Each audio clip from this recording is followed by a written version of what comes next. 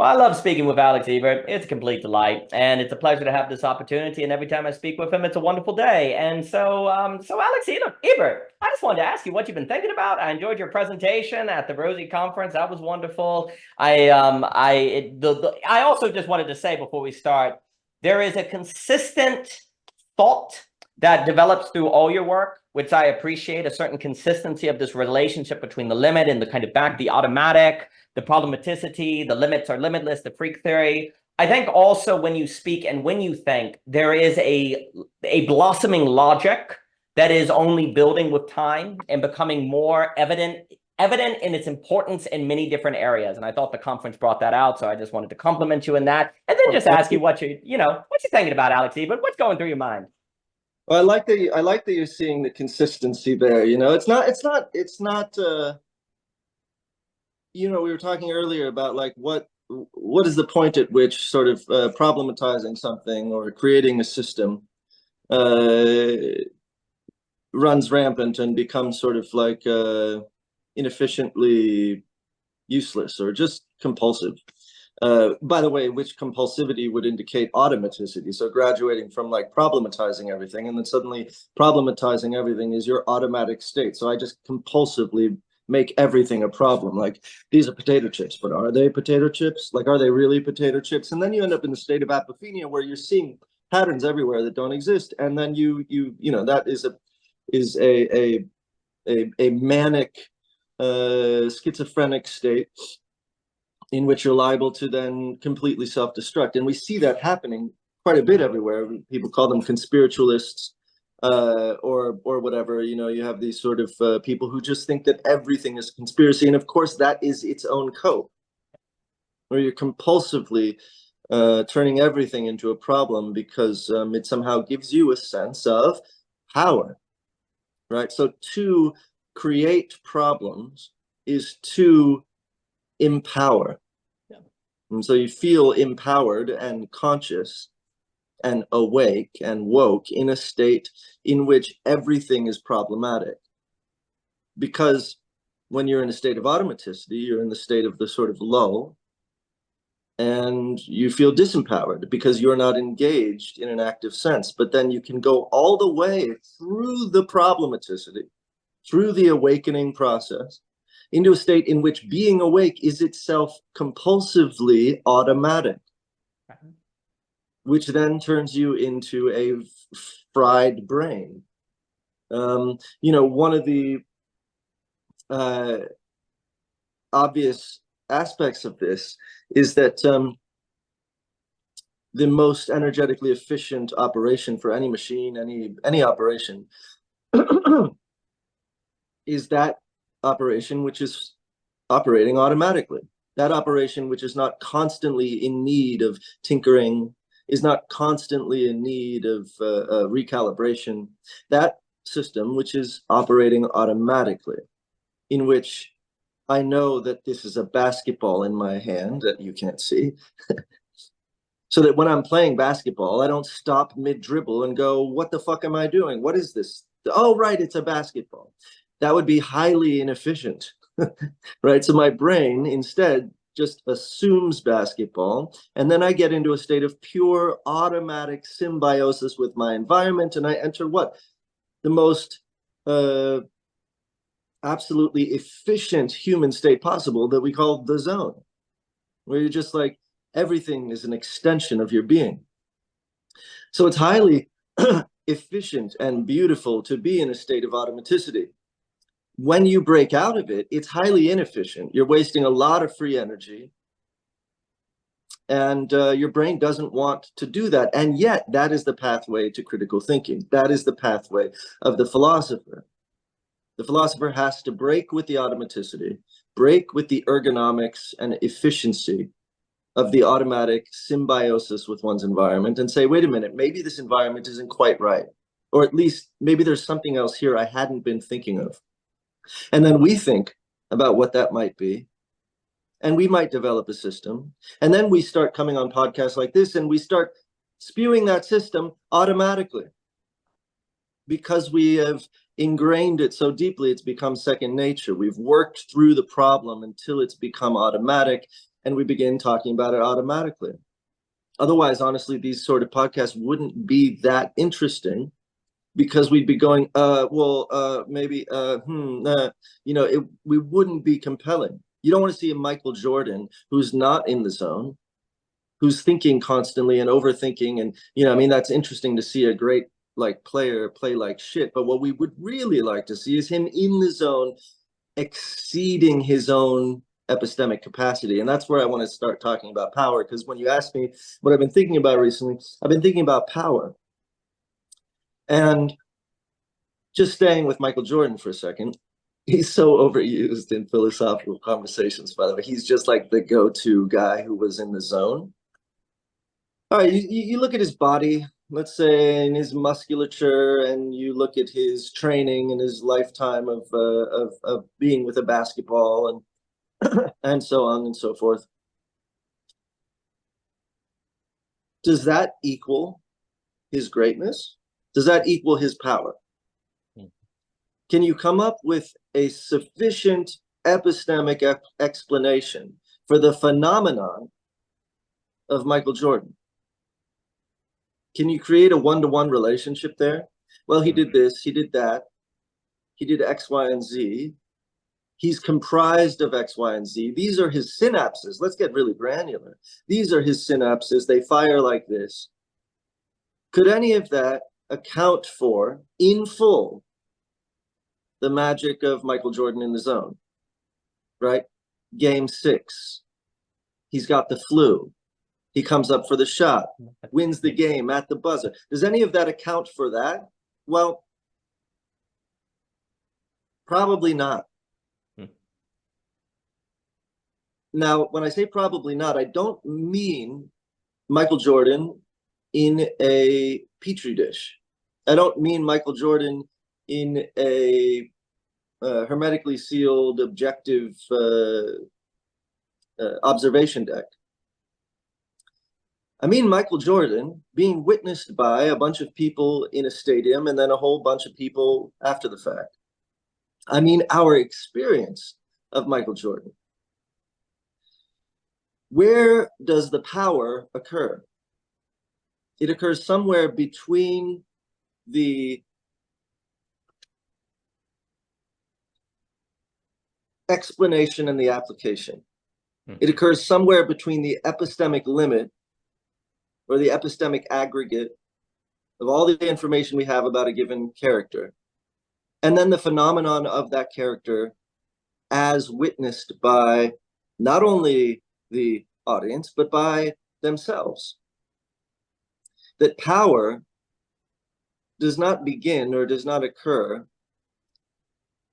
until after the epistemic limits have been momentarily exceeded in some sense.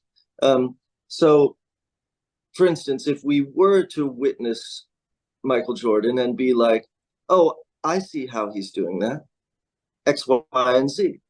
Oh, I see. We might not actually experience him as powerful. There's a number of examples I could give just from my personal life, I guess. Let's say I know how to sing, being a musician. I can play a few instruments. I can move my body and pretend to dance. Does that make me feel powerful going out on stage as Edward Sharpe and the Magnetic Zeros? Or did that, because I don't do that anymore.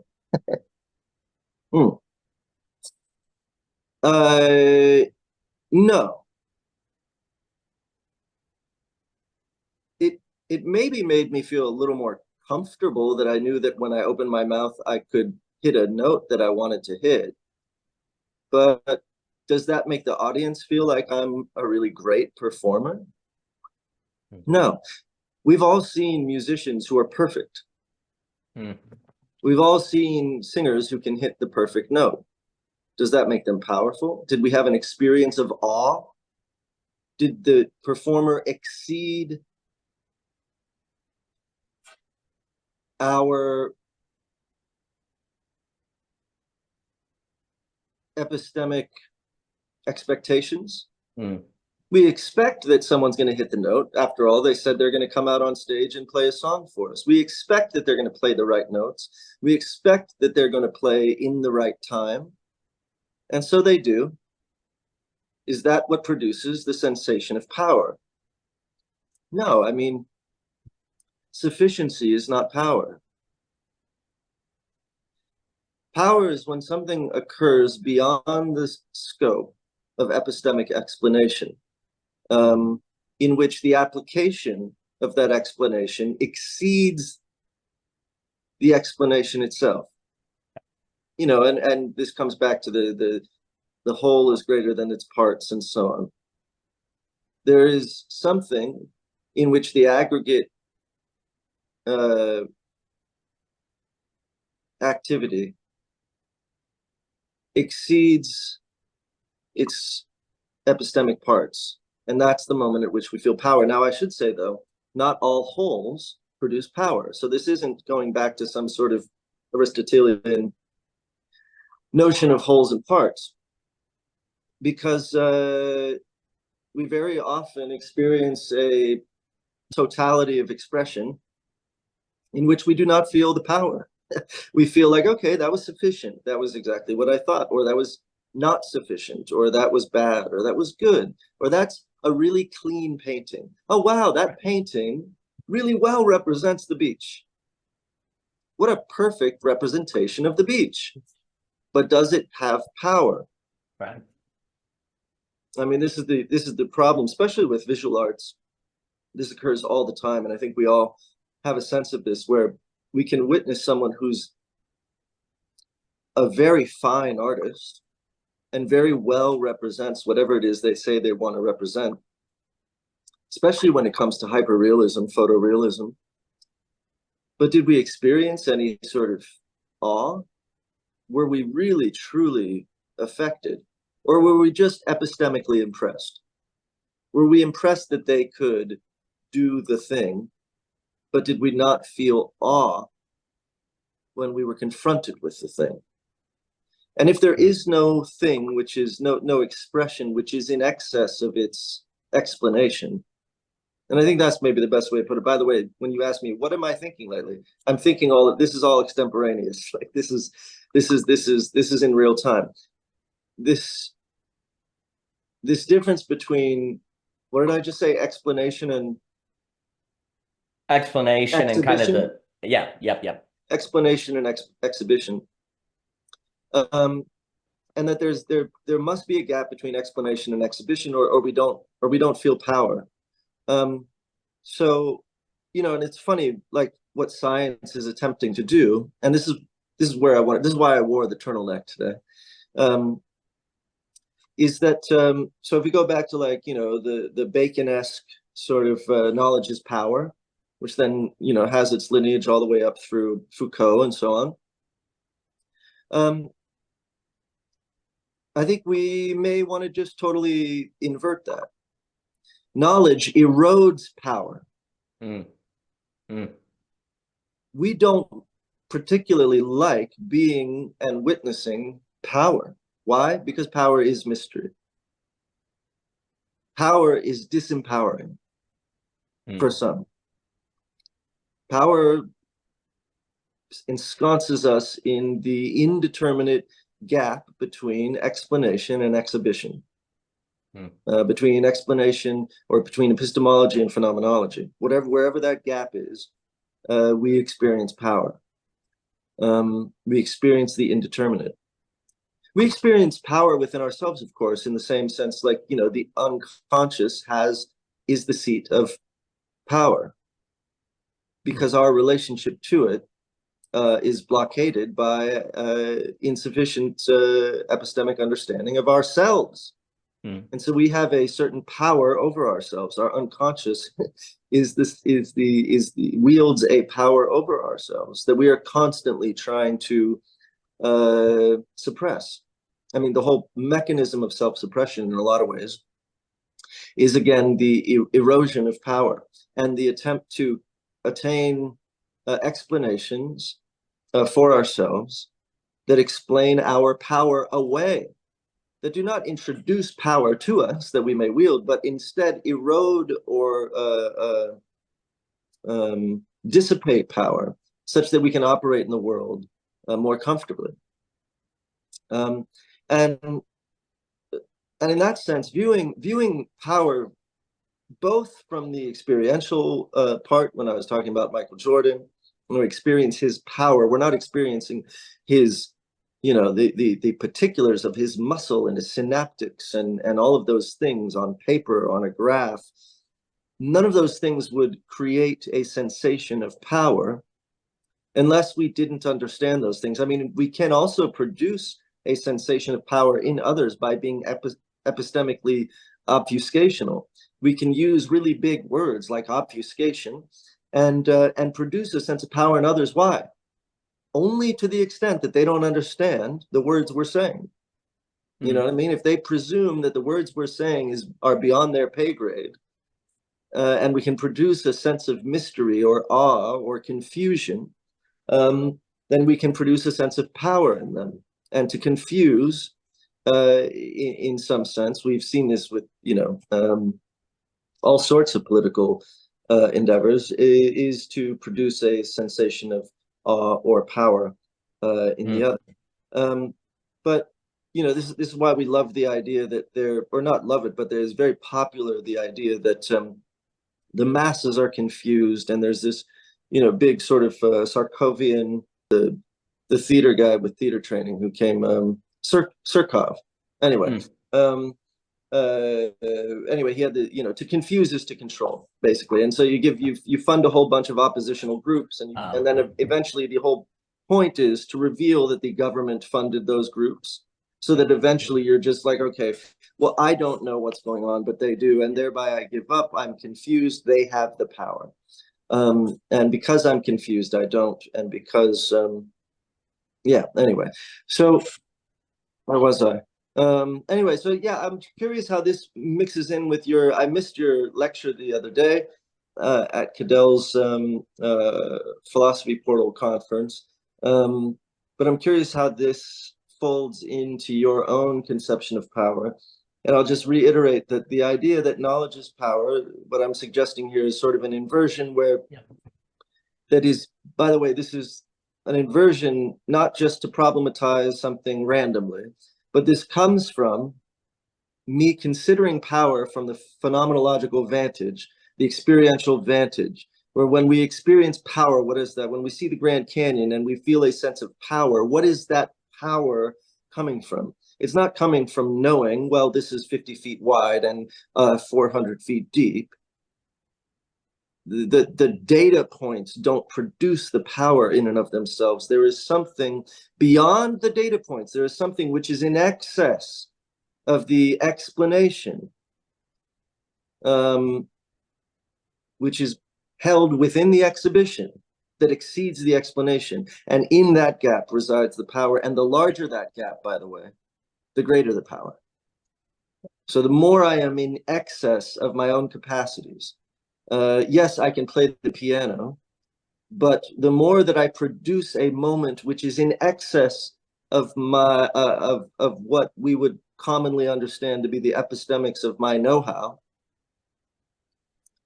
the greater the power of that performance, and so on and so on and so on. So yeah, I'm just curious how that works into your own conception of power, and yeah, we could go from there. Outstanding. I appreciate all of that. There's something for me where philosophy is best when it considers glimpses and middles and things that come and then they're gone. I know we've spoken about evanescence before. Jacques and Javier, we've done the philosophy of glimpses. And like that moment, what you're saying of the mystery or the power in the performance, or it's like this glimmer that it would be wrong to say it's simply the whole. There's some sort of, people talk about top-down causality and different things like that, but it's something more, all the ingredients are right there and it comes together and you feel the power and you're there and then it's gone, right? So there's some sort of glimpse of it. Also, before we started recording, we were talking about intuition and how some like I was mentioning to you, in my opinion, the best philosophers in history have been ones who have also tended to have relationship with the arts and art, because good artists have a certain intuition of, that's it, that's a good story, that's it, that's a good song. And you say, well, how do you know? And they're like, well, I just do. And the weird thing is they tend to be right. How is that possible? Now, of course, there's, just to your work, there's a danger on either side of the road. You can have the intuition that doesn't need to understand itself, and then what ends up happening, it becomes psychosis, or it can lose its intuition, or it doesn't know how to render it into a technical story that works.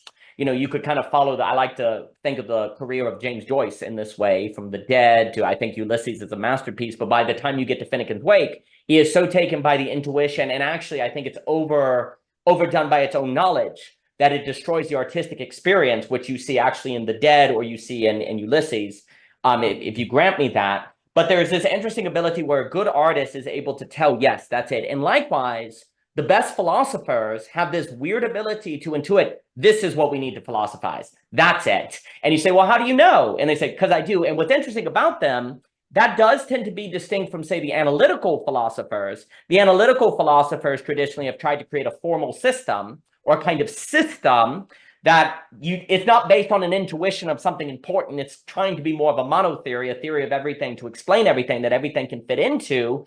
But of course, after Gödel, we know that a formal system is not possible, a system that entails its own logic. But what's so interesting is the difference between that ability to intuit, like I think freak theory, there's an intuition that this is correct. And from that, it actually paradoxically has more universal explanational power that actually lends itself to the experience of glimmers, but it's based on this very interesting intuition that occurs, right? And that's this weird distinction that seems really important.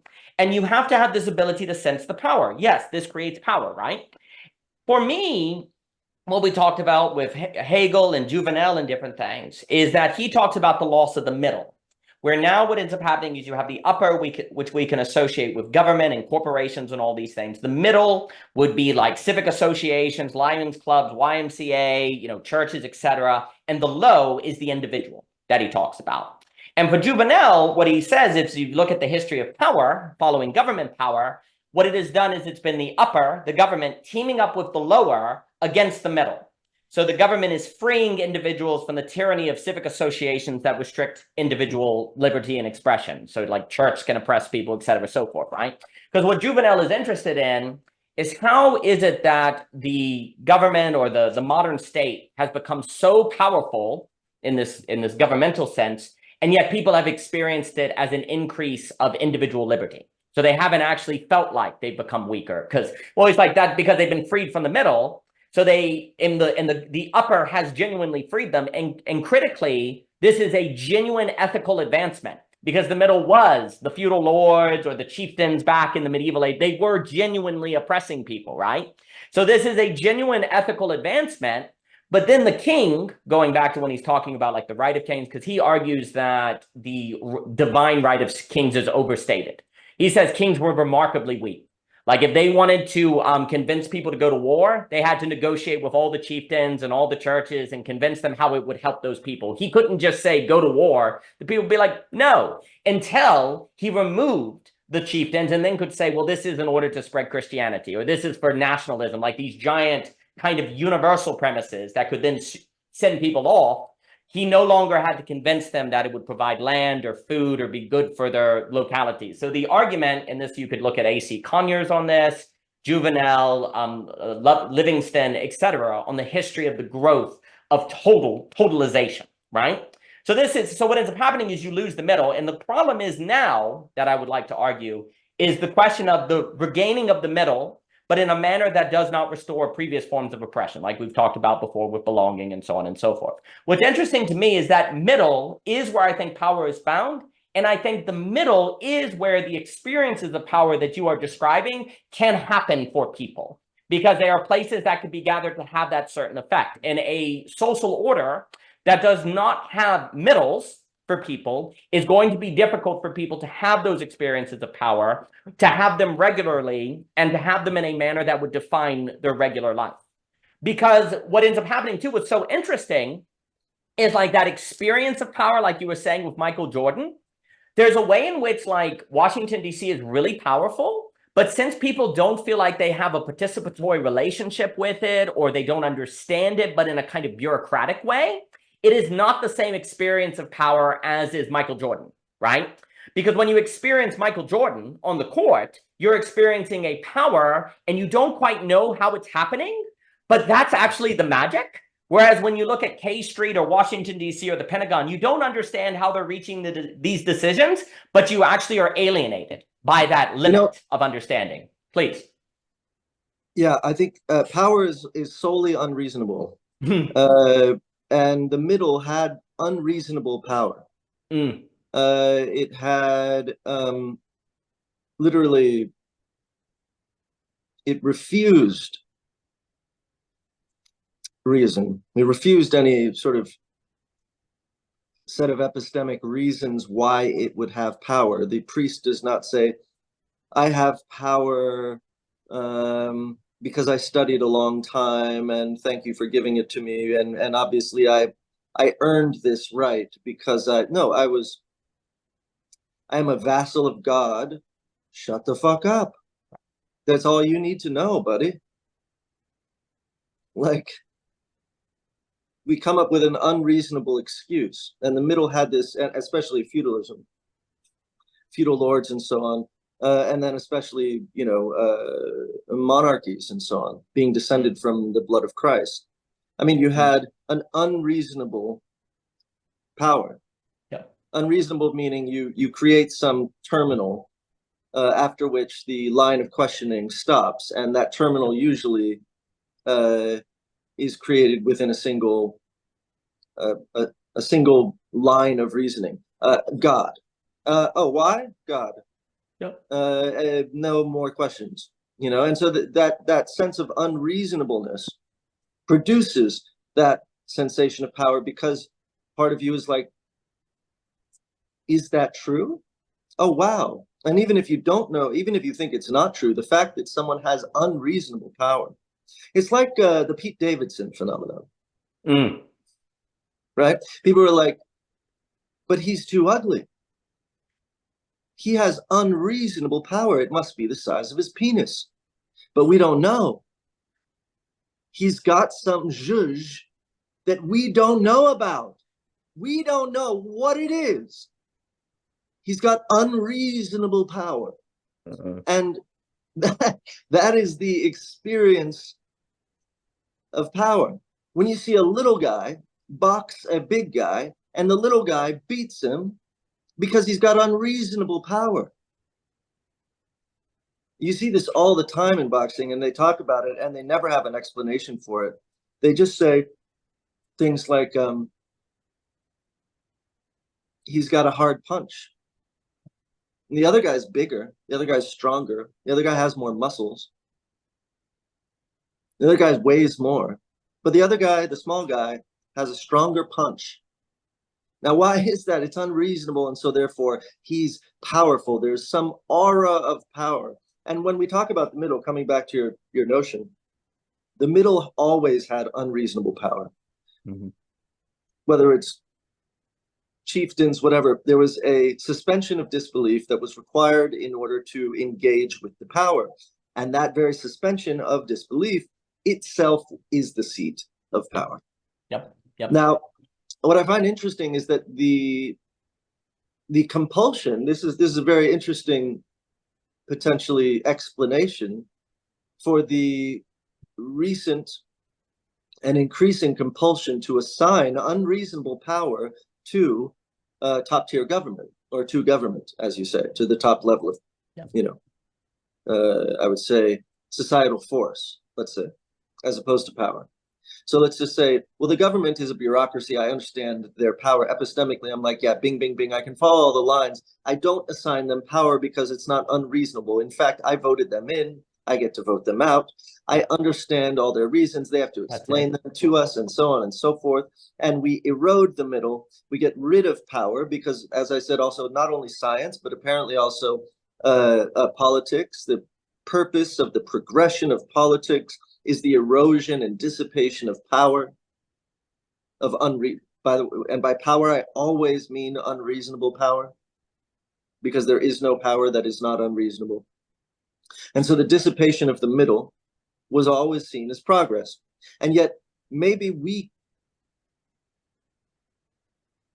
unconsciously or have a compulsion toward power, that we really need some semblance of power, again, unreasonable power. We need some semblance of power in order to locate ourselves in some, I was going to say in order to locate ourselves as powerless, but I don't really know what I mean by that yet, except to say that there may be some fundamental precondition or preconditioned longing for religion, for powerlessness, or for evincing power, or confronting or being in the presence of power, that manifests itself in myriad ways when we negate obvious forms of unreasonable power. So, for instance, when we negate the church, we may then compulsively assign unreasonable power to places which don't actively project unreasonable power. So, for instance, government. If government, a thorough analysis of government produces a picture which is powerless, it has force, but that force is a bureaucratic, fully explainable force. It is able to enforce law. It does all these things in very explainable ways. There's checks and balances. We elect them in. We see the bureaucracy. We're not in awe of Joe Biden's power, right? Like, no one's in awe, not even Obama. I mean, he's a great orator. So there's a certain epistemic gap between the expectation or the explanation and the application. A lot of people say Obama doesn't have a very high IQ. I mean, not exceptionally high. He's, let's just say he's in the 125 range or something, but he's a great orator. He exceeds the explanation of Obama. He has that aura, so he's sort of powerful. And we do look for leaders that feel like they have that aura, for sure, but we don't assign them unreasonable power with regard to the apparatus of government. We understand that whatever power they do have to orate is mitigated by the bureaucratic apparatus. Yeah. And filtered through that bureaucratic apparatus such that the government does not reflect or represent unreasonable power. Yeah. Okay. Even in the case of the enslaved, there is an understanding, despite the fact that the force with which the government delivers itself to you is overwhelming and creates overwhelming pain, it is not powerful in the sense that you know precisely how that's happening and to whom it benefits and so on and so forth. And yet then we see this compulsion to assign unreasonable power precisely to those bureaucratic forces and create a deep state. Yep. Which itself may simply be the compulsion toward religion in the absence of the middle power, the unreasonable power. If we don't have an unreasonable power here, we will assign it there. And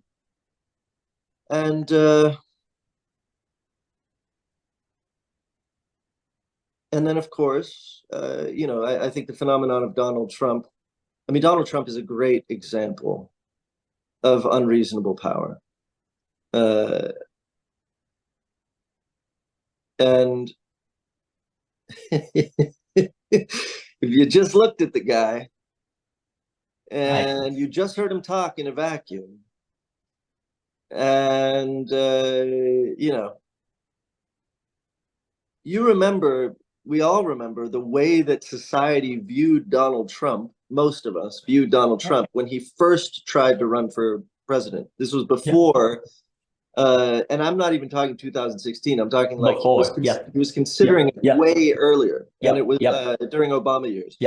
And it was a joke. Yeah, it was a big fat joke. Most everybody thought he was an idiot. They thought he was politically impotent, and he threw around money, but like, you know, he was like a dumb joke. But this is a guy, talk about an application or an exhibition in excess of explanation. He projects actively his excess. I mean, he says that he's a genius. He calls everyone else low IQ. He likes to say that he's richer than he is. And when asked by lawyers in a deposition in like 2000, I don't know, it was in the last 10 years, they asked him how much money he was worth. And he said, it depends on how I feel. And they said, and the lawyer says, what do you mean? He says, it depends on how I feel. And the lawyer's like, are you telling me your net worth fluctuates based on how you feel? And he said, yeah. And this is obviously, you know, he grew up as a first generation New Ager in the Church of Norman Vincent Peale, whose book, The Power of Positive Thinking, has this famous quote, which is, a positive and powerful thought can overcome the facts altogether. Right? So he is the walking embodiment of the exhibition exceeding its explanation. You know, and that in some ways is the seat of his power. Is the mystery of how he has such confidence in himself. Yes. And so that's an interesting lesson in all of this. But in that sense, he is the return of our fixation on unexplained or unreasonable power. He is in that sense a religious figure. That's right. Outstanding. So there's a few things come to mind. So what Juvenal talks about is the high, the middle, and the low. So by the way, I love imagining that by Juvenile, you mean the New Orleans rapper, back that thing up in my own hometown. You know, he may have a long secret theoretical history in political science, and that's where his power comes from, the mystery of how he did both. That's fantastic. So the high, I think what you're saying about societal force, maybe political force versus unreasonable power. And maybe on the low, you could talk about individual labor power or individual, you know, there's like individual, you know, the middle and the high.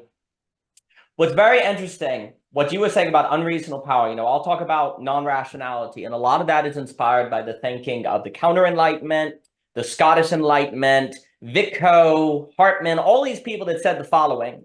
Basically, what you were saying is that human beings require unreasonable power. If you, and you need to locate it in the tradition of the community that people accept. They don't understand why, but they see the images and they see the church and they say, okay, here's where it's located. Because if not, if you remove the unreasonable power, then what's happened is people are going to project it onto the government, the king, or we'll say, and the problem is unreasonable power then becomes force. And the problem is too, is eventually that's only going to work until people go, well, wait, these people only have power because I voted them in, right? So they understand how they're in. And then if the upper loses its grandeur, or it, you know, you start thinking it's corrupt and it loses its legitimacy, because this is what a lot of them warned. They said, to cross the language, the upper will only be able to keep that going so long as it maintains its legitimacy and you don't question it. But like the Habermas talks about the legitimacy, but they're like, but it's only a matter of time before that fails. And when it does, you will have this unreasonable power that will not be able to find where it goes. and it will inevitably go to a strong man. It will inevitably go to people just going nuts, psychotic, dividing off into cults. Edmund Burke talked about the sublime and the beautiful. And by the sublime, he basically means the unreasonable power.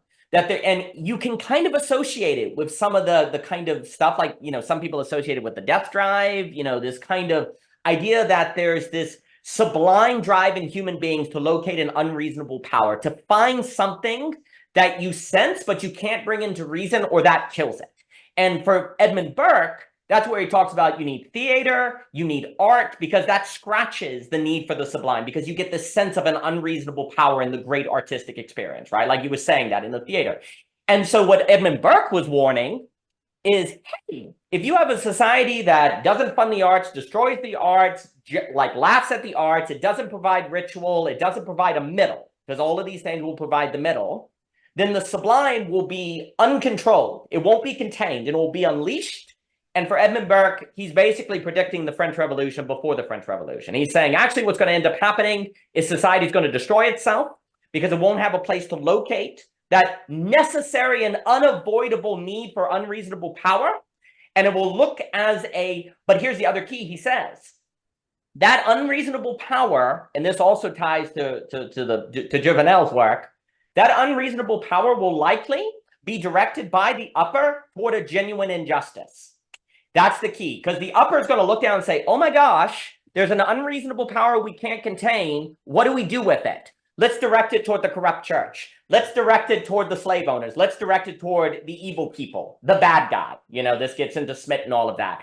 Which again, what else are you going to do if you don't have a middle? Like, it's not a crazy thing. And also critically, Juvenel, when the upper does this, he's not saying that it's a trick. He's like, no, it tends to be an ethical advancement when this urge for the unreasonable power is directed toward a social justice movement, or it's directed toward ending something evil. The problem is, this is what he points out. Once that is done with, though, once you've had the ethical advancement, you still haven't created the container for the unreasonable power. It's going to come back. People are going to look around, and it's only a matter of time before a Trump figure shows up. Or people are going to hook it into something, right?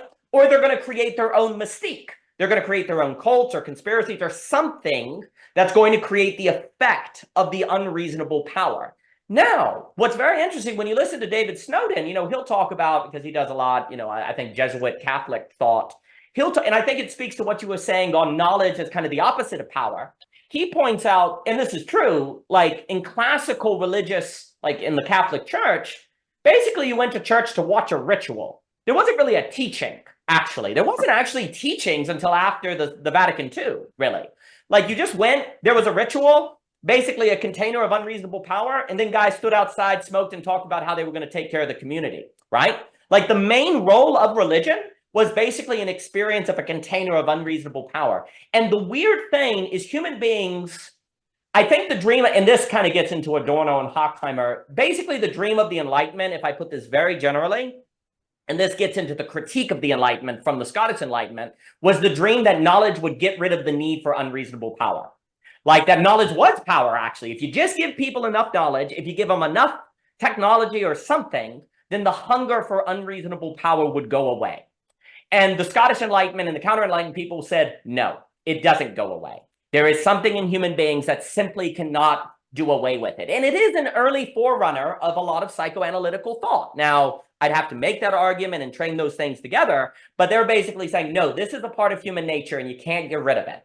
But going back to what I was saying with the Jesuits, so in the Catholic Church, there was the idea of there's a ritual, but it really isn't teaching you politics or government. What Protestantism did is replace the ritual that contained unreasonable power and turned it into what? Teaching. So you go to church to be taught what to think. Oh, crap.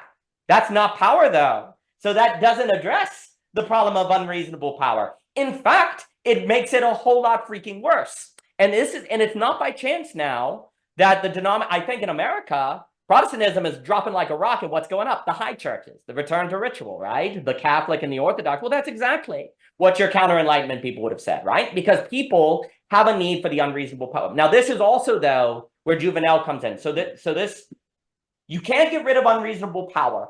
the need for it, the need of the experience.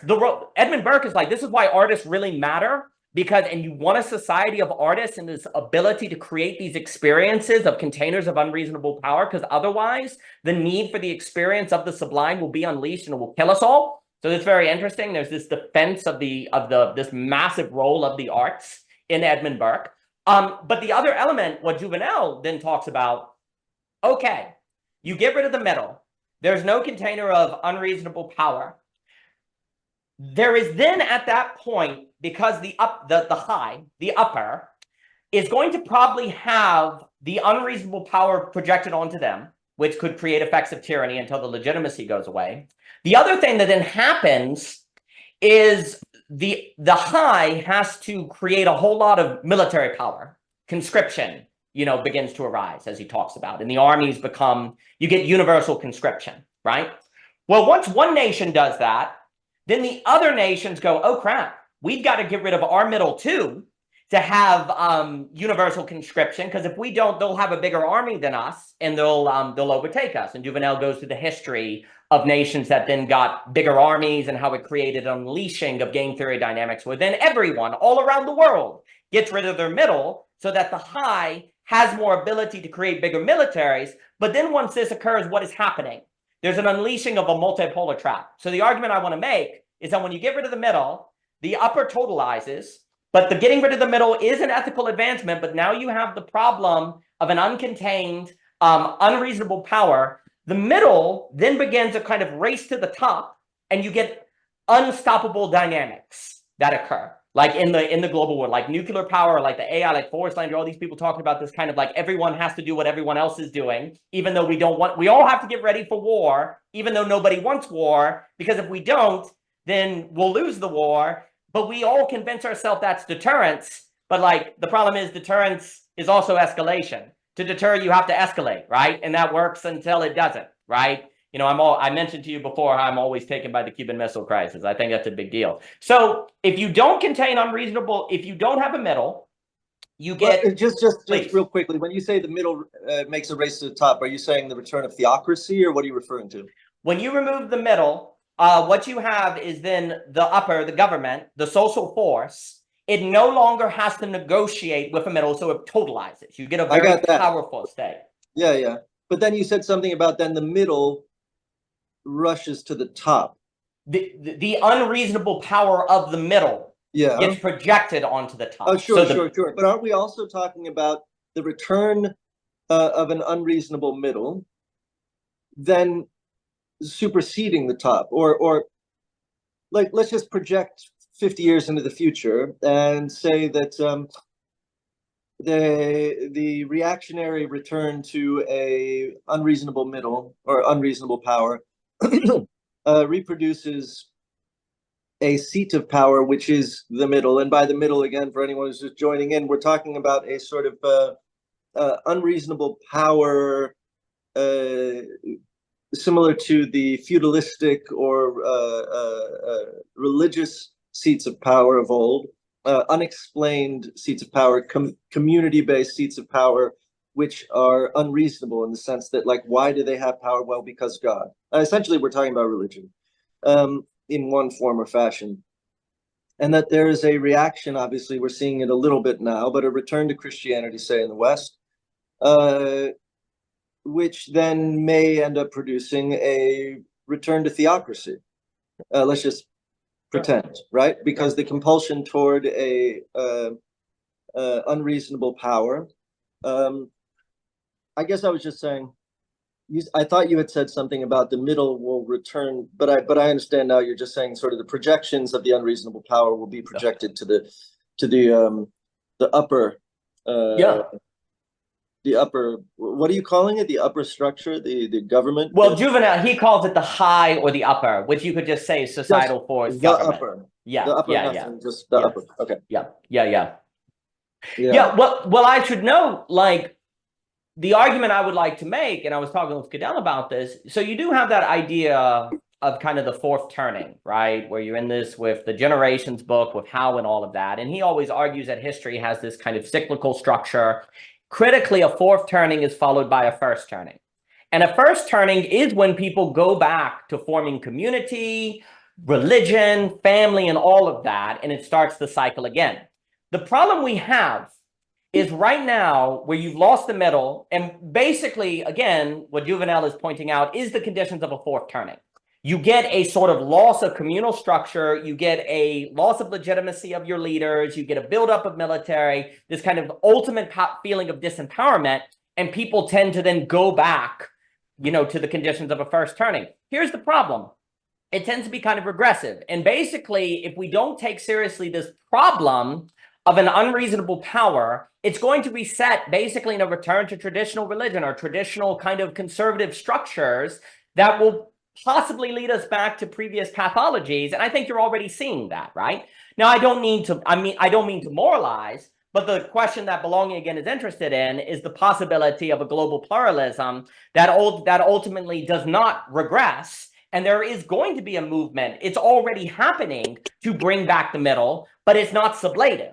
It's actually just going back to previous structures and trying to create new ways to cut out otherness and forming these different communities, which I think ultimately means that's what you get. Nation states pulling apart. You get a loss of the global order, which then increases the probability of war, economic decline, and different things like that. So if you don't want that regression to occur, or you're looking for kind of a new address, as we talk about, you have to think about being intentional about that middle and the reality of that unreasonable power, and creating the conditions where people can experience that without just leaving them to their own devices to find it on their own, which is what people are doing. And so what ends up happening? People regress to traditional forms of religion. They cut themselves off. They create new scapegoats. They go off to Trump. all of it's all just going in all of the directions that tends to occur in history that leads to problems. And I don't think like we were saying in the presentation, I don't think we've ever figured out how to have a middle that doesn't ultimately regress to committing or perpetuating some of the injustices that traditional middles did, rather it be in the church or the community or racially or these different family structures. We haven't figured out how to do that. But if you don't figure out how to do that, you're going to still have this problem of unreasonable power looking for a certain outlet. And people are going to regress to previous structures that then also makes them hungry for a strong man and all of these different things that can occur. So what ends up happening, in the fourth, if we use that language, in the fourth turning, basically the middle is gone. You still have the problem of the unreasonable power. You have this very powerful societal force that people have been projecting the unreasonable power onto. If they start to lose faith in it, then they start turning to strong men or these kind of why does Donald Trump have this unreasonable power? And you have all of the pathologies you see in the society. But the only way to get away from that is figuring out how to create the conditions, like you mentioned the MJ, or you mentioned the artist, you mentioned Michael Jordan, that experience of power. What would it mean to be intentional about creating places where people can experience that power and therefore not feel the need to project it onto the high or the federal government, or to project it onto a Donald Trump, please? Yeah, I think it would be interesting now to discuss the compulsion itself, not as a prerequisite or as a precondition, but as something to be analyzed, something that is not necessarily preconditional, in the sense that where is the compulsion coming from? Also, I think it seems, and if I'm just analyzing my own predilections here, that some of us don't have this compulsion in the same way that others do.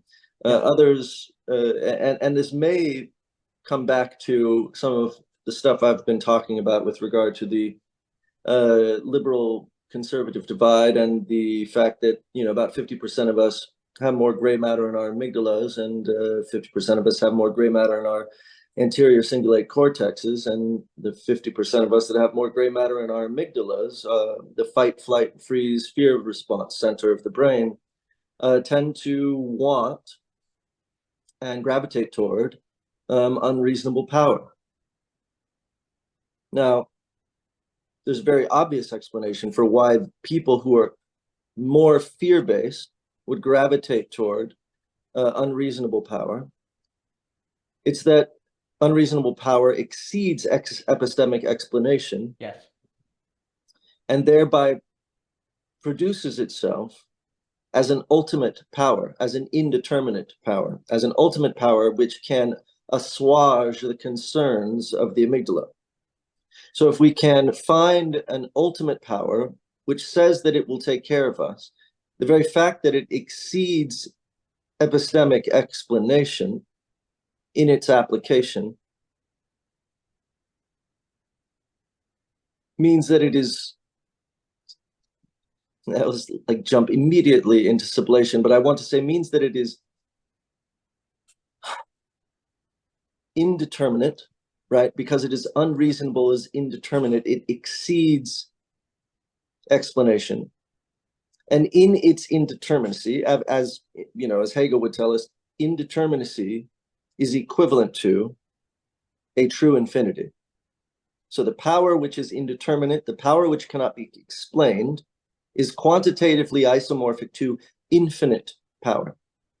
Indeterminate power, unexplainable power, is infinite power. Now, this is not objectively speaking, not in terms of measure, not in terms of quantity, but in terms of quality. An unexplained power is an infinite power, and when you have an infinite power which says, I will take care of you if you do X, Y, and Z, that calms the fears of the amygdala, which simply wants to be told that it is safe. Now, about 50% of us don't have those same pressures coming from the amygdala. We don't have the same reliance, the same distribution of gray matter, and same distribution of reliance on amygdalic sort of activity, and rely instead on pattern matching and other things from the anterior cingulate cortex and other places in the brain to assess dangers and pattern match and so on. And so we might not have the same compulsion or the same need. So I think when we're talking about, well, humanity in general will return to a middle, will return to a sort of unexplained power source. There is that potential dialectic there between, you know, a more entropic or aggressively pattern matching part of the population, which historically is responsible for dissipating concentrations of sameness, or concentrations of difference, right? So a concentration of sameness here and here produces extreme difference. And progressivism or liberalism is about dissipating those and sort of commingling those to create larger concentrations of sameness, which nevertheless have less potency. So when you think about a diaspora of a religion, it has less concentrated potency as a single tribe which thoroughly believes in its own thing, indifferential to the rest of the world. So then you have this dialectic between the sort of the drive to self-concentrate and create self-sameness, which is also somehow the same drive which desires unreasonable power. Right. And then you have the drive to disperse concentrations of sameness,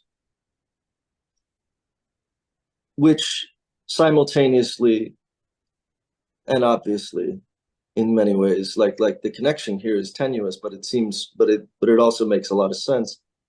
Does not necessarily require the same unexplainable authority. Now, so that's one piece, and then the other piece I think has to do with the fact that like what would compel us to project unreasonable power externally.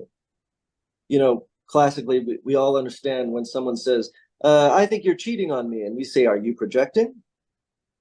We all understand this idea of projection, right? The lady doth protest too much, and so on. Well, if we see a compulsion to project unreasonable power externally,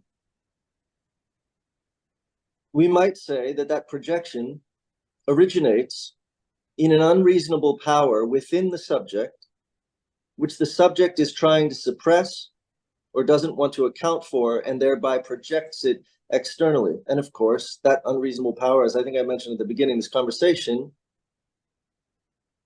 is the unconscious. We each contain our own black box, similar to the AI black box. We each contain mental processes which are beyond our comprehension, hence the very hard problem in the first place. If we're thinking about qualia at a sort of epistemic level, the entire problem of qualia is almost sort of tautologically impossible to solve because we're asking for the quantity of a quality. Right. Yeah. We don't know how qualitative experience occurs or translates from quantity to quality. So that alone suggests a sort of black box, where there's some mental operation where input A comes out as sense B, and we don't know how that translation occurs. There's a mediation which is indeterminate. Remember, any indeterminacy is quantitatively equivalent to a true infinity, to speak Hegelese. We're walking around as these individual indeterminacies. As we know, like, you know, that we don't know this for sure, but it's an intuition from psychoanalysis that one of the reasons we are afraid of the unknown is because the unknown represents infinite possibility. And it allows our brains to infinitely project manifestations of potential which have not been actualized, and the very absence of an actuality within the unknown, otherwise if it was actual it wouldn't be unknown, the absence of actuality introduces potentiality. And the very notion of potentiality, of potential, introduces such an array of possibility, an infinite array of possibility, that it produces fear and anxiety. And we don't like fear and anxiety because, again, when we come back to my little notion of power or knowledge being the erosion of power, when we think about a possibility space which is infinite, we think about an infinite seat of power, which is devoid of knowledge. Same thing. You think about unreasonable power, and we're walking around with unreasonable power over ourselves or within ourselves. And I think that's pretty scary for most of us, you know. This is the, of course, crucible of psychedelics, where you are introduced to a level of confusion or epistemic scrambling that can really produce a lot of fear and instability. And then, of course, that very confrontation hopefully produces some sort of, like, you know, revelation of the mystery of yourself. But anyway, so I would like to suggest that our compulsion toward unreasonable power as a projection onto the middle or onto the upper is probably originating in a refusal of the unreasonable power within ourselves. And this may introduce a potential, I wouldn't say solution or remedy, but a potential path which is different than, which does not project, a potential path which investigates the interiority of each subject instead of projecting the interiority into an exterior form, which then can sort of like absolve us of our own black box by producing a black box external to us. And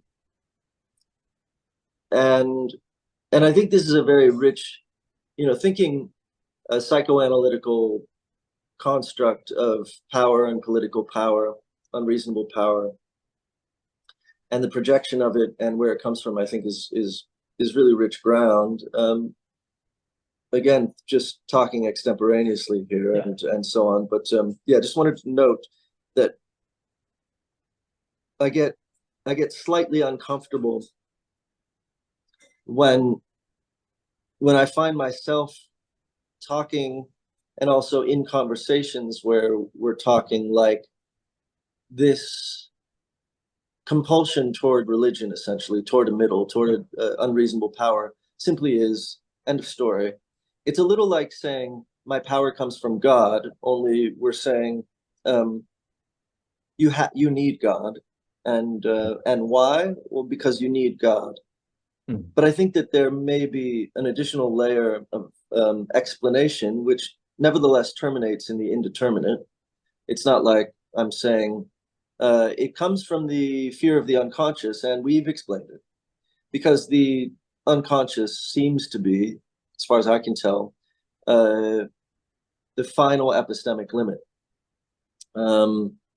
beyond which, so it's not like epistemic limits and the indeterminates can be explained if we deep dive into the unconscious. The very notion of the unconscious sort of negates that possibility. But anyway, when I think about a potential remedy here for not necessarily returning reactionarily to a middle, which is an actual return to the Dark Ages or something, I like to think about the idea that we are each our own seat of unreasonable power, and that a confrontation with ourselves as unreasonably powerful, and I don't mean outwardly or in the sense of force, I mean we are each ourselves comprised of an unreasonable power over ourselves. The power which we are confronting is is not one which we harness, but one which we live with, one which is and maintains power over our conscious and waking life, and one which we are in a constant dialectic with. Now, that is to say, though, that when we come back to the artist, what is the artist? What makes a great artist? Well, the great artist, I think, is one who is in an intimate dialectic with their own unreasonable power. Yes. With their own unconscious, one who is a vessel, who opens themselves up to the vesselhood of that relationship between their unconscious and their conscious expression. Yes.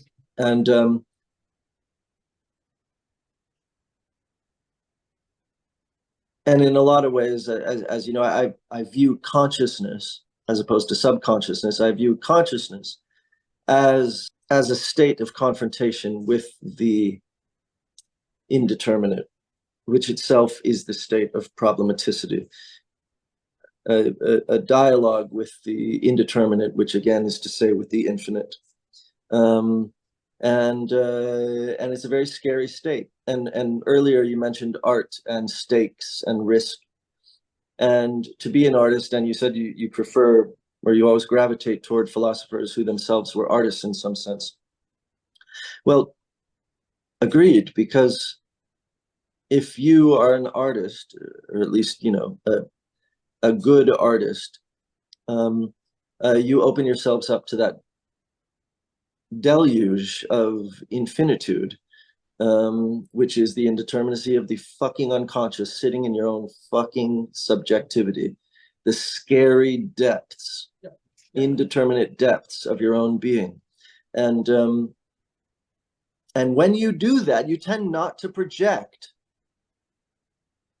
indeterminate power elsewhere, because you're reckoning with it within your very self. Yeah. Outstanding, all of it. To me, the unreasonable power is limit. And if we don't find it in ourselves, we project it onto a force, and it's the return of the repression. And that's what, with the Christian atheism, Hegel, and different things. The problem is, if we do not move from desire to drive, which I would associate with what you just described, and, all of that, basically we get power from limit, because limits are limitless, like we've talked about. Also, like you could look at Terence Deacon and all of that, where lack and constraint create negentropy, actually. Like constraint creates order. Like Terence Deacon's whole idea, and you could even look at Sue Kaufman and all of that, is that, and he references Michel Planier, who notes that in chemistry, you tend to get order because of an absence of a chemical function. There's a certain restraint that then creates order, right? So what ends up happening, let's put it this way. If we do not locate the limit in ourselves, there's going to be a return to some sort of repression, some sort of constraint, because we need the unreasonable power for order, and that's going to be a regression. See, that's what juvenile, like, that's the problem. Like, the return to, if we do not, we as human beings need an unreasonable power, because the unreasonable power is limit. And in a way, that's always unreasonable. It's unreasonable to limit yourself. And yet that unreasonable is actually what makes reason possible. Like, it is silly to create limit, and yet limit is unlimited. That's where it all, like, constraint creates order, right? Like, that's the lack is what creates excess, right? So the issue is, if you do not do what you just described, which I would associate with the movement from desire to drive, coming to terms with your own conscious, I talk about the spread of childhood and increasing the problem of spread and belonging again. If we do not do this, and that's what I mean by a new middle, quote unquote, of middle of drive, not desire, then you're going to have a return of the repressed, the return of the neurotic in response to an overwhelming of the psychotic, or just people going off into the psychotic, which is when unreasonable power is projected versus found within you. But finding it within you means you come to terms with the scary subconscious, right? Like, a way to think about, like, there's that wonderful line from Christian Weeman. He calls his poetry collection The Bright Abyss, as kind of like, when you say the Spirit of God is within you, it's critical that means the bright abyss is within you, right? That the kind of constraint is within you. And then it's exactly what you said, you don't project, because the projection is a result of not finding the limit you need for limitlessness, for power, for order. And since you can't find it in yourself, you still need it, or you go crazy. So you project it, and then you're susceptible to a return of the repressed. And that's what's happening, because we don't have that middle. And we don't know how to spread the conditions of childhood. And right now, it seems like the people who are able to find that limit within them of unreasonable power is random. For some reason, they're able to do it. Maybe a history. It's probably because they went through a trauma. They integrated with lack. They took a great risk. A lot of times they did something courageous, but it seems to be unclear who's who, right? And that's the problem is, it seems like we're at an age now where we have to be intentional about incubating the conditions of creating those kind of people, and that seems impossible. And yet, if we don't, you're going to have a return of the repressed, right? And you're going to have that return to looking for the limit, because without the limit, you can't be limitless. You can't have power. And let's also put it this way. If the limit is not found within, which would be the unreasonable power, there will be a projection of it into the return of the oppressed, which will be force, like the societal force, or will be some sort of violence. That's what it's going to look like, because that's going to bring back the repression. And what ends up happening, I think, is like on the conservative side, based on your schema that you were describing with the metapolitical, when we are in this age of going, oh my gosh, we need unreasonable power, which is limit, because limit is also mystery, right? I can't cross it. There's a mystery. I don't know how there's a epistemic limitation. That's where the power comes from. You were saying that, right? I don't know how this works, and yet it's there, and that's part of the power, right? So limit creates the effect of the power, which is tied to mystery, right? The conservative, if they can't scratch that itch, tends to be regressive. They tend to find the restraint in returning to something like a dark age, as you were mentioning, right? The liberal, if they don't find that, tend to find it by bringing the upper or the government closer. Like they want to bring the upper or the force closer by which to bring liberation to people. But you see what you're doing there is it's still projected outside of you, right? because there's a certain restraint, or the restraint is the lack of justice, or the restraint is the lack of representation. There is some sort of restraint in the society that you're going to correct, right? And that gives your life an order. That gives you a motivation, right? And again, going back to what we've said with Juvenal, this can be a genuine ethical increase. The problem is just as soon as you correct that injustice, you still have the need for that unreasonable power. And now you have to look for a new one, right? And it keeps going until it moves within you, as you were describing. It's always either going to be regressive or it's going to be unable to ever sublate into drive. It's always going to be stuck in these movements of identification with something external, right? And so this is the big problem, is I think what we're seeing today, which I agree, like what Cadell's been talking about, and you see in Lacan, is the return to the repressed, like a return of the repression. And that is a desire to a return of unreasonable power, because we want to return to a power, to have a certain limitation that feels like there's a power. But the only way to avoid the societal pathologies that develop is to somehow move that unreasonable power within, where you become the limits to yourself. Like you could say, like the point, like a lot of the religious rituals are at the best when it's like this structure of this thing you can't access, that's actually, you're in the image and likeness of that. You contain a black box, right? Likewise, when you look at the magician or the Affleck, or like, look what humans can do. Wow, you have the possibility of doing that as well, right? When you start to locate it within. The problem is, you said it very well, that's scary. That's fearful. And if you don't have any models to help you think that, if you don't have a society that is creating the space for you to do that, why would you ever, and also, why would you ever think you should do that if someone doesn't present that to you as what you need to do? Because the experience of doing it feels like you're doing something stupid, or a waste of time, or you're not making money, or you're doing something, what did we say? Unreasonable. Well, if it's unreasonable, why would you do it? Why would you ever choose a limit, right? Well, the artist knows darn well, like, because like the artist is imposing a limit on themselves. They are every day saying, I'm going to do this. They are limiting their options of what they can do. And they're putting forth a certain consistency that in doing that actually then moves from desire to drive. But why does an artist choose to do that? Because that's what people need to do. And if we can't think about like spreading the conditions of increasing the probability of people doing that, you will, which would be belonging again, in a new way, that is going to have a return of the repressed. And that to me, like, again, when I think about unreasonable power, just in the ways you were describing it, I do think it aligns with your work on limit. I do think it aligns with the idea of a constraint that then creates order, like in Terence Deacon, with the incomplete nature that he talks about, which basically then means lack creates excess. And if we don't move to the place where we're able to do that internally, then there's going to be a return to the repressed that is projected, that then leads to all of these different problems. Where my mind goes based on what you were saying. Well, I like where my mind is going based on what you were saying. And coming back to constraints and Deacon and so on. I got this can of soda here.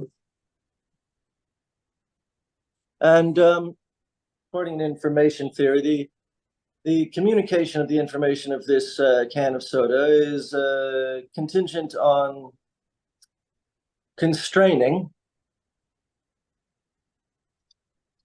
all information that does not represent this can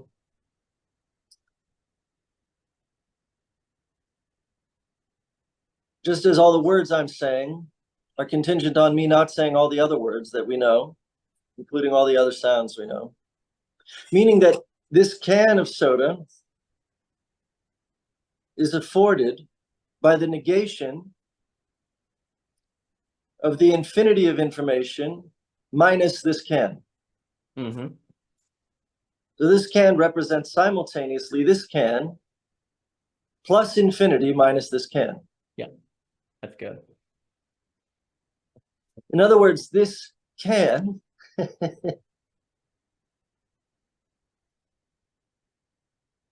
represents an object whose flip side is unreasonable power,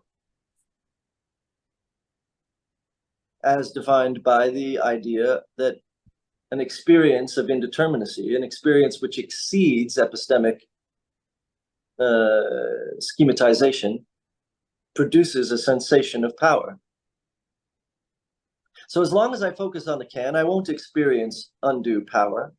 I won't experience power, unreasonable power. I won't experience indeterminacy. I won't experience infinity. I'll think I'm experiencing the very collapsed, finite determinacy, just a can of soda. And thereby, I won't have any sensation of awe. I won't have any sensation of power.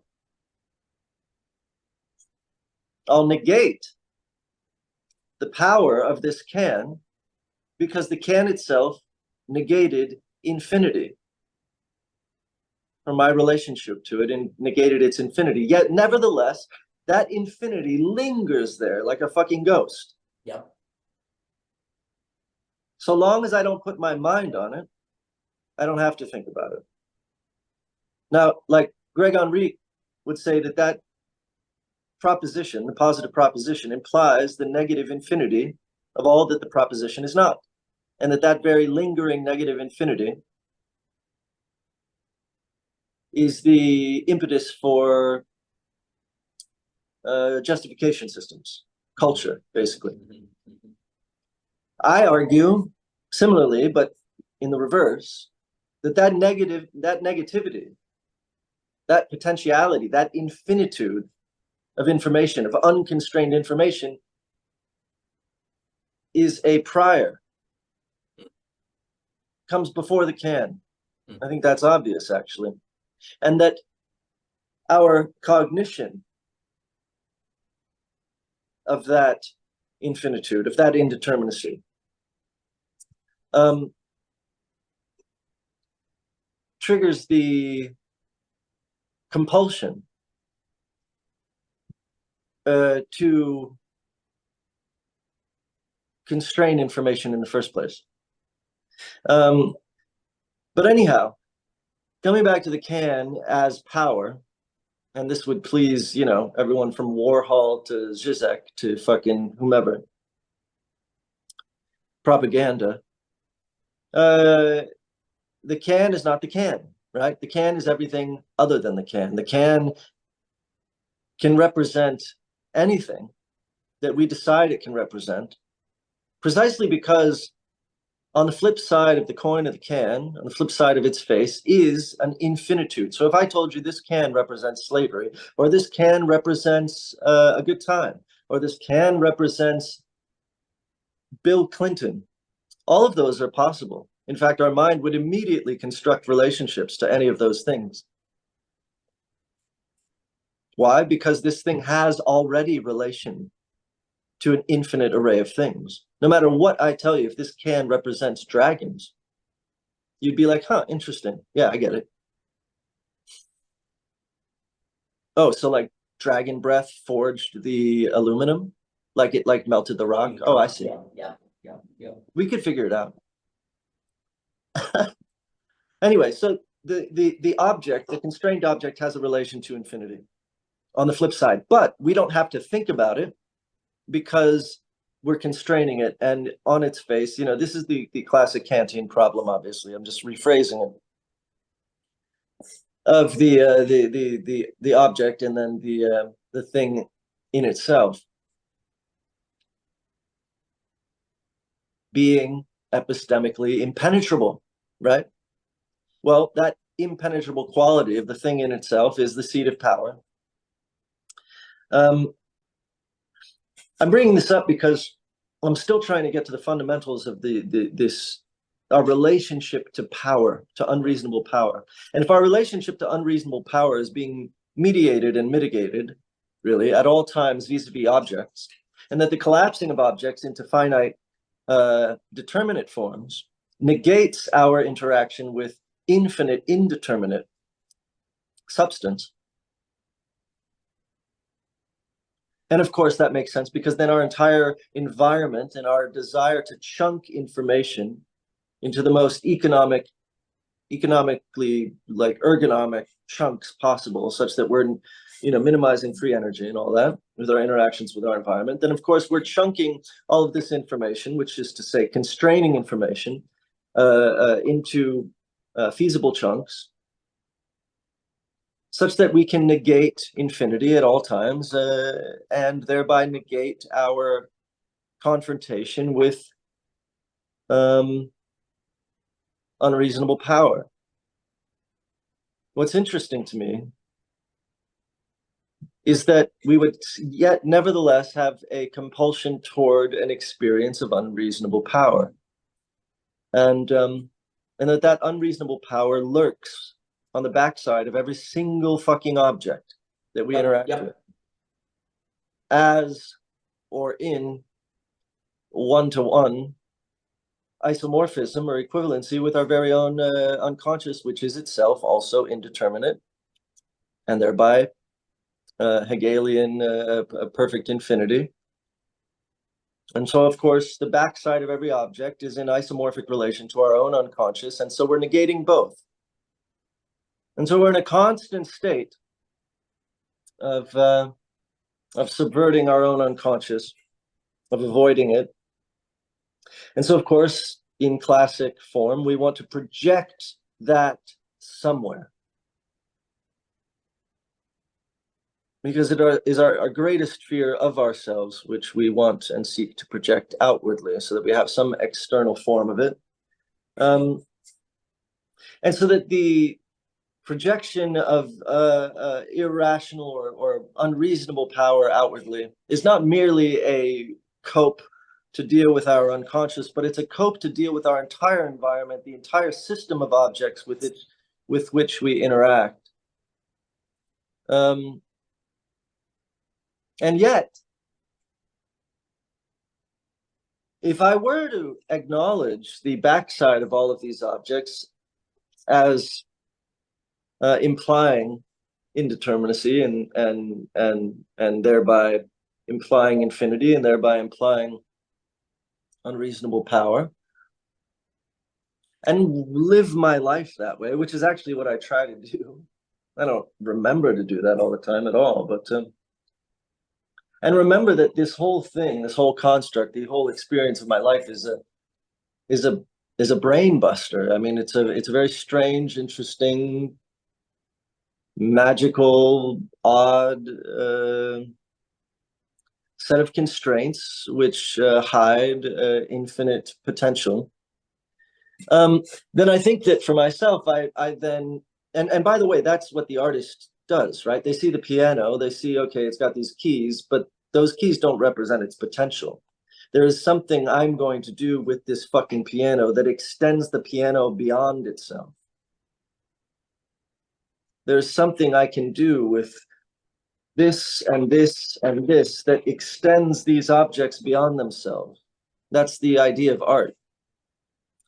So if you're living your life that way, you're essentially dealing. You're in a rather constant what my father called it all, a gestalt with objects, such that you are constantly prying them open to their infinities, and I think that creates a state of constant religion, or a religious constancy, where you're always involving the infinitude of the finite. You're always involving the indeterminacies of the determinate.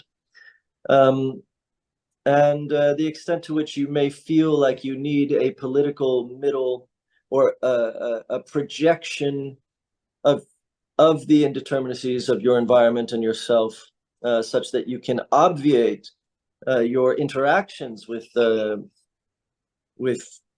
indeterminacies. I think the extent to which we would project indeterminacies elsewhere and obviate our own interaction with them in the present tense is the extent to which you cut off your ability to be an artist. And so, you know, I'm always amazed at highly religious artistic figures throughout history, and I always suspect they were maybe not quite as religious as they said they were, but that's my own sense, you know. if you're able to see God within, you know, a banana, the extent to which you may find yourself thinking that a pope needs to mediate your relationship to God is going to be highly diluted. I mean, you have a one-to-one relationship, and I know there's problems with that, and negating the priestly class and the disintermediation of religion, creating a sort of you know, Protestant flattening, and that we need barred absolutes and so on. But there are natural barred absolutes, I think, to be found everywhere. But anyway, I'm going on, and this is still just, this is very fertile ground, and this is very, you know, I've never spoken about this particular stuff, so I appreciate it. No, I appreciate it. Well, so there's a few things that you said that was all outstanding. I will also note, without substantiating it, it is very hard to find religious artists who are good, who do not have a robust doctrine of a sacramental notion that in every grain of sand is infinity. Like, if they don't have that view, like, it is very difficult to create great art. That's a big claim. I'd have to substantiate it, but I think it goes to what you're saying. The can is a wonderful example. So infinity, the can is infinity minus the can. At the same time, that means infinity can't be infinity without the can. So the can entails both of those at the same time. And what seems to be the trick to drive, or the artist, is the ability to somehow see both of those at the same time. And if you forget it, you can remember it and somehow create the conditions to bring that effect back, where you see the infinity in the can, and infinity inseparable from the can. And this comes back to the idea of problematicity being, Yes. you know, what I was explaining before, or actually I wasn't in this talk, but the idea where, yes, this can has been schematized as can, and when I interact with it, I see it as can, and there's no prediction error being triggered. It doesn't look strange. It's not making me be like, whoa, what is this? And nevertheless, I'm able to keep in mind that this can be more than can, that this can is infinity minus can. Yes. And that right. and that very intuition allows me then to reconstruct this thing artistically, or to consider it artistically, which is the very, you know, I think the premise of technological innovation. That's exactly right. And once the can exists, there is no such thing as an infinity that doesn't include that can. So infinity cannot even be itself without the can, right? As the can is, you know, infinity minus the can, right? There's an AB, there's a doubleness that's going on. To the degree that you are able to be toward things like that is to the degree that, like you say, every phenomenon can be the basis of the unreasonable power. Humans require the unreasonable power. If you cannot do that, you're going to project it to something beyond you. Because then that's when you get the bad infinity, per se. It's elsewhere, not here, right? So you're either going, so because there's a need for limit, in order to make the infinite not destroy you, like, so you require a limit, you require a constraint, which necessarily generates an unreasonable power, because it generates a mystery, it generates a notness. Then in so doing that, you create the possibility of being ordered toward the finite in an infinite fashion, which then, of course, means what? The possibility of drive versus merely desire, because you now have an infinity that can always be a source. It's interesting with the can example as well, because, you know, Tom McGowan, I believe, or Peter Rollins, he was talking about demand, desire, and drive. So demand is like food and water. Demand is what you need to survive. And we can say the can is a great example, because if you were like dying and you needed water, well, then the can would be demand, right? Okay, I've got the can. Well, now I'm good to go. All right. Well, now the question is, are we in desire or drive? We are in desire if we want something we don't have. Well, I have the can, so it can't be a source of desire, because desire requires a lost object. But wait a minute. That means anything I get will automatically fall out of desire, and thus all of the problems that come with that. But you see, drive is possible. Drive means that you're able to have a certain lostness, a certain not here-ness in any object you have, right? That's the trick. Like, desire is where it's based on getting the object. Drive is where even when you have the object, there's something not in the is. And that's the infinity, right? You have the can. Drive requires you to say, this can is not infinity. Oh, but infinity can't be infinity without this can. Suddenly the object becomes a source of a possibility of drive that is found in the precise mixture of an excess in the constraint. Because the can suggests the excess of infinity in its very constraint of not being the infinity, that infinity can't be itself without. So that's the move from desire to drive, or to intrinsic motivation, childhood, or all those things, which is what the artist does. And then here's the weird thing. Every single phenomenon in existence could potentially be a source of drive as such, right? Because everything can be like that can, right? Here's the problem. It is really difficult, especially as you move from child to adulthood, to experience things that way, right? Because you get in your habit loops and your brain is trying to constrain and save energy, right? So the very energy automatism that we tend to fall into is one of the reasons we tend toward desire versus drive, right? Which then sets us up for the object, the lost object, and all of those different pathologies, right? The artist is the one, you could say that in a way, the artist, and the best philosophers are almost, like priests of drive, or there's some sort, like they're reminding you, hey, look, they create experiences, like Michael Jordan on the court, that for this moment makes you go, you see the infinity and the finite and the finite and the infinity, it's there, reminding you of the possibility of that kind of experience. And so then if you experience that once in your life, the universe is a place where that kind of experience is possible. And if it was possible here in basketball, or it was possible here at, in this magic trick, or it was possible here in art, what if it's possible everywhere? So a certain possibility of experience is suddenly added to every phenomenon in the universe if you could only meet the conditions of so experiencing it. Here's the trick. The conditions seem to have something to do with facing your subconscious, facing fears, being able to go into yourself where it's scary. To meet the condition of experiencing everything as a potential source of drive, which is this finite and infinite together, that seems to have a lot to do with courage. That's the weird thing. Like, because you have to problematize yourself, right? Because your brain is falling into the automatism that makes the can not infinite at the same time. It just becomes a can. It's not can minus infinity, right? It's just the can. You go, no, stop it. I have to problematize myself. Well, what's really scary? Problematizing yourself. You don't want to be a problem. That's terrible. I understand myself.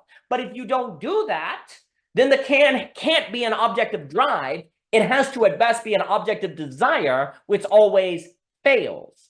But the mistake is to suggest that because desire always fails, that means it's not possible to get drive. No, it is possible to get drive. It's just having hard.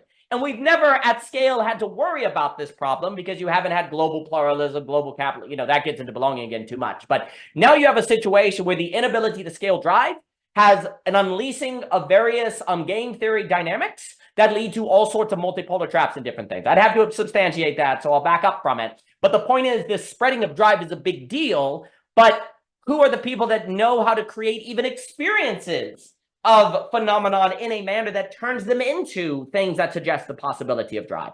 Seems to be the artist. Seems to be the best philosophers are interested in this. The best, you could say the great spiritual, mystical experiences do this, right? But the problem becomes, because you mentioned psychedelics, one of the dangers, though, is experiencing the infinite that then removes your desire to try to create experiences of the infinite. Because it's like, what's the point? There's this weird thing in religious tradition where mysticism can be a kind of curse, because once you have the mystical experience, you're like, I don't care to do anything. Or you're just kind of like, oh, all we need to do is know that God exists, or know that's the mystical. Knowing that there's a mystical is not the same as experiencing the cup as participating in the finite, right? Like the infinite, right? That's the problem. No, that's where psychedelics can, if you're not careful, I think can mess you up, precisely because they work. Like once you see this kind of grandeur, it's hard to realize that other people don't, or that you have to actually create that effect, right? And also and I think you mentioned this, you can actually then make automatic that mystical thing so it's no longer problematizing, right? And that's why it seems like fundamentally you have to always have this return to the subconscious, to the scary, to the facing of fear, to the encounter of limit, right? So it's like you need all of these things together. But like if you're not, and I'll give it back to you, like the realization that infinity, that the can is infinity minus the can, and then infinity requires the can to be infinity, means that everything has a certain instability that if you could glimpse and hold, creates the ability of drive. And it seems as if your capacity as the artist, as the child, as I'll put it, but it seems as if your capacity to do that is tied to your willingness to face yourself, courage and fear, you know, to do these things. I know you've said, I love the line that the meaning of life is courage. I always think that's a great line. If you do not do this, then you cannot order yourself, right? You cannot create motivation. You cannot, well, you're gonna fall into the desire in the lost object, right? And you have to create, I guess what on the question is what is the fundamental dimension of subjectivity that creates this? It seems to be like it seems to be that you require limit to have a thing. Like there's no thing without limit. The finite requires the infinite, but the infinite is what dissolves the finite, right? So the only way, or the infinite overwhelms you and there's nothing, right? So you need limit to have the infinite with the in parentheses almost. Like if there's no limit, there can't be that kind of bothness. Okay, so you need limit. But the moment you create limit, you create mystery and epistemic limits, right? You were saying that, like a limit to what you can know, right? Well, that creates the unreasonable power, because the very not knowing creates that which is not reasonable, that then has this power possibility over you seeking it, having this wondering of what it is, curiosity, or maybe a priestly caste or a government past, tapping into this thing that is beyond epistemic constraint that they are using for their own benefit. So you create a limit to create the infinite with the in parentheses so that you exist. And also, if you know, I'm very interested in Stu Kaufman, tying him to Terence Deacon in your own work. Like basically, limit or lack, as Deacon says, is the only way that entropy can create negentropy, because limit creates order, right? So the constraint is what then makes the possibility of things turning into order, the origins of order, and then you get into all the stuff that Kaufman says in biology. Okay, so limit creates existence, basically, you know. So it seems to be with the psyche, therefore the subjectivity, the consciousness. So nature matches notion, which then necessarily means there's an unreasonable power, the possibility of that unreasonable power. And here's the trick: without that power, without that thing, there's no possibility of order. There's no possibility of there being anything comprehensible. So then the question becomes, and then I'll give it to you. The question becomes, what is our relation to that unreasonable power? Do we project it to something distant like a government or a god or something, a big other?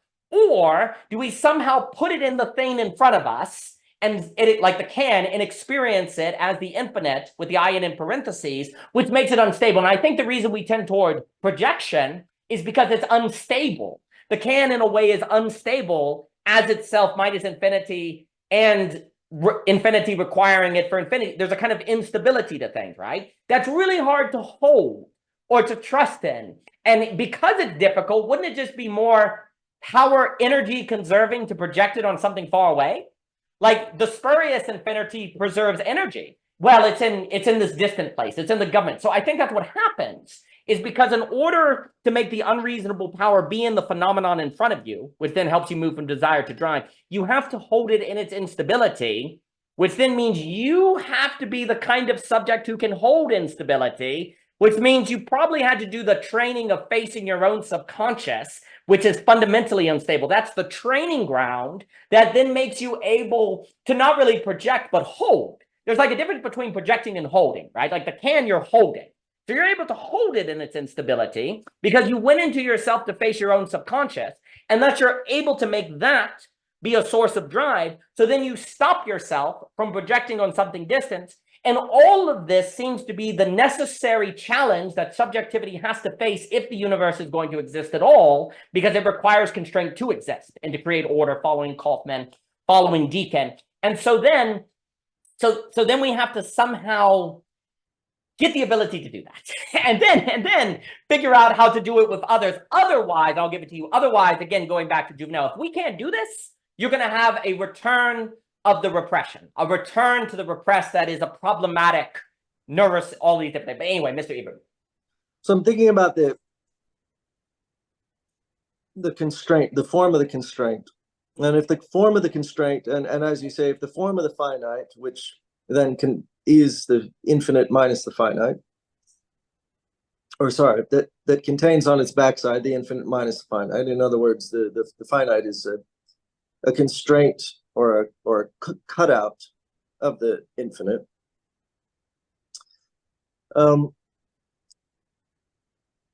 Poses itself as finite. I think what makes it fundamentally unstable is that there's a hypocrisy there. If we consider that the can is potentially, contains potential on its backside, even though it's a constrained finite object, we'll see this isn't quite the case, is it? I think of Joe versus the volcano. You've seen that movie? Okay. In the movie, he goes to an island where the entire native population worships orange soda. Now, or think about the gods must be crazy, where a Coca-Cola bottle falls down on a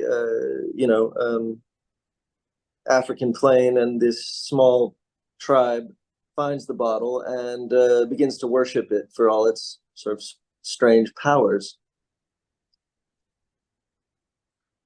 You could assign this, like I said before, and Joe versus the volcano is a good example, but you could assign this infinite power. You could put this on your mantle and make it an object of worship.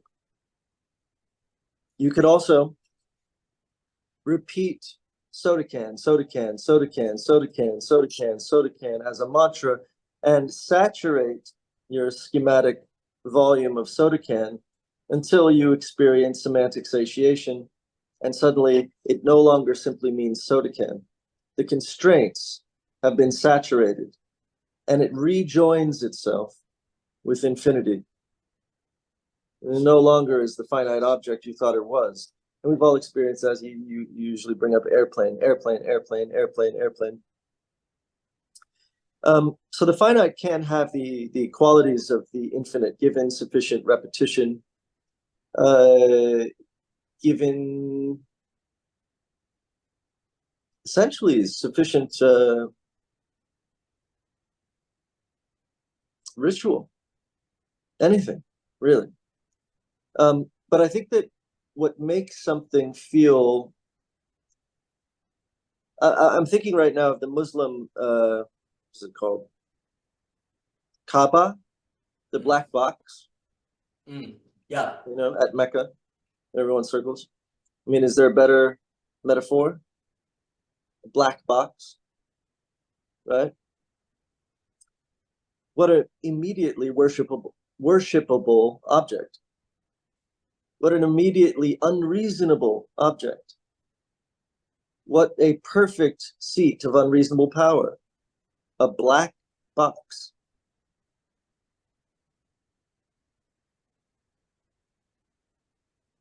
When you think about the construction of churches, cathedrals, the intentional scope of these things to produce awe, the unreasonable architecture of the Cologne Cathedral.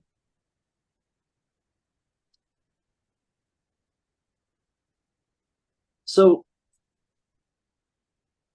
obviously we could worship this, but we seem to prefer, and even in the case of the gods must be crazy, or even in Joe versus the volcano, where the island happened upon this strange cargo ship of floating orange soda, we seem to prefer objects which seem to us immediately unreasonable, and or constructions which seem immediately unreasonable. And so we're looking for the aesthetics. I guess what I'm referring to here are unreasonable aesthetics. And I think that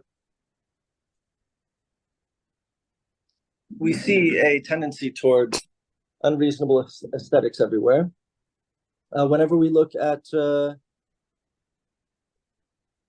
our compulsion toward the infinite and toward unreasonable power, we see strange dresses and strange garb and strange architecture and strange giant black boxes. And, you know, think about 2001. I mean, for sure, the most compelling aspect, the pin around which that movie oscillates, are those obelisks. Those obelisks ground the movie and make the movie wholly believable. That there is this strange, indeterminate object, the purpose of which remains unknown, precisely because, I mean, that in some ways, you know, one of the best definitions of art is that which an object which is intentionally useless. You know, the moment a piece of art has a use, we tend to think it ceases to possess its indeterminate power, or its unreasonable power. I'm talking about fine art there. Songwriting and so on is a little different. But anyway, I just think that this idea of the relationship between the constraint and all that the constraint is not, and the effect of that on our psyche is fascinating. With regard to drive and desire and lack, you know, my own view on it is that drive and desire work hand in hand, that desire affords us the misconception that our arrived state, or sublated state, or the super freaks, as I call them, are by virtue of their very indeterminacy, empty, and or I should say absent. By virtue of their excess, they are rendered determinately absent. So, you know, not to beat a freak theoretical dead horse, but you know, whenever we exceed a determinate realm, just like I mentioned, the, you know, tape measure, it's determinate object, but I exceed the category tape measure, and eventually, as a mantra, it enters a state of indeterminacy. It feels like it could potentially mean anything. And that very state of potential, which always resided in the finite, but which this finite was hiding behind its determinate finite finitude, is revealed as potential, as infinite. But ironically, we tend to view that which is infinite as having no locatable finite place, and thereby as being a state of absence, which is to say, indeterminacy is a state in which the determinate is absent. And so desire comes along and says there's an absence here. But out of this absence, which is itself potential, which is itself infinity, it is able to pluck a futuristic virtual vision, which drive then engages with to bring us towards. Drive achieves that vision, arrives us at the terminal of that vision, and we get it. But once we get it, we again, the object is again revealed to be not finite but infinite, and then desire kicks in again and says this thing is absent. Well, it's absent precisely because it is so very fucking present that we experience it as infinite, and thereby experience it as absent because it no longer has a finite form. And so it's this constant troll. But anywho, yeah. There's a few things that come to mind. That was all excellent. I think, like, if I'm thinking of a Dante or Newman or some classical thoughts, the idea of like using that tape measure is you say, okay, I have a demand for like food. I have a demand for a tape measure. Demand is what makes you realize you're finite, okay? Because you need things, all right? So there's a certain revelation in that there is limit. So then desire is where you say, okay, I demand something, and then that leads you into desire, which then brings you an object, which then the object is absence, which is supposed to be a revelation of the proper relation being to drive. So demand leads to desire, which leads to drive. And it's a kind of ladder is how it's supposed to be. The problem is the transition of realizing that the lost object means that's what it's supposed to be, because it's supposed to be this unstable thing. The thing that is lost is the infinite in the object that thus reveals the infinite, right? So demand starts you off young as a revelation of finitude. As you get older, then you move into desire. And the problem is when you get the object, say, wait a minute, why am I desire? Because what you desire is drive, of which means what you desire is the ability to see things as this infinite with the I in parentheses, as this constraint. And then that's where the drive comes. The problem is that how do you move from desire to drive? Like, where does that come from? How do you do that? And basically, historically, the middle has been at its best when it's been able to help people make that move. Then it became tyrannical, doesn't do it anymore. People still need it, or you're going to get a return to the repressed. And then the return to the repressed becomes a kind of counterfeit of the transition into drive, because it's presenting a certain limitation to the object, but it's not in the object, but it's projected outward. So you have to, it's going to be demand to desire to drive. And the only way to get from desire to drive, as classically sort of said, is if you can get to the place where you go, wait a minute, the fact that the object is lost means it's here in its right way. It's lost because it's actually pointing to an infinity that it can't be, but that infinity can't be itself without this thing as well. And I can hold it and see it that way. And the artist is someone who is inspired by that. And they're motivated to create more effects by that and to share that with other people. Also, this may get at what intuition is. Intuition seems to be this sense of, this is the right condition for the experience of the infinite with the I in parentheses. This is the way that I am. There is in this can a kind of revelation of the infinite, and you also intuiting it when you present it to other people as pointing to that. Because like if it's an unreasonable power, that means the only way to sense unreasonable power cannot be, well, reason, right? Like you need another faculty to determine when unreasonable power is present, right? And intuition, when it is that the artist uses, is precisely when you're able to sense somehow, kind of as a higher order, that this thing is appearing in reality in a manner that discloses the infinite with the I in parentheses. And actually, when the music sounds like this, and the audience is gathered like this, and things come together in a certain way, it does it. It does that glimmer. The power's here. Like, because the power seems to come forth in that experience of a phenomenon as this bright abyss, as this infinite with the I in parentheses. This is a revelation that of the possibility of drive. And that seems to be what intuition is doing. That's what it's kind of getting at. Or it intuits what you need to commit to move toward that. And that seems to be something you gather from experience and trial and error and sort of courage and facing these things. And it's almost as if intuition is the sense of when you are approaching things in that way, phenomenon in that way, the can in that way is the infinite. And when you are presenting it to other people, that increases the probability that they have that experience. But then it's also interesting because then I guess the mechanism then becomes, okay, I guess the other point, and I'll give it to you as we come to a close. And again, I never know where time goes, and I appreciate. I looked down and noticed it had been hours, and I really appreciate it. So thank you. I really enjoy it. Because it's also like, okay, so if constraint creates order, constraint creates entropy, creates negentropy, and so on and so forth. Limit then creates limit creates thingness. Limit creates order. But what's weird, and this is where I think freak theory is necessary for the cosmology that's being put forth, there's a limit to how long a limit can be a limit.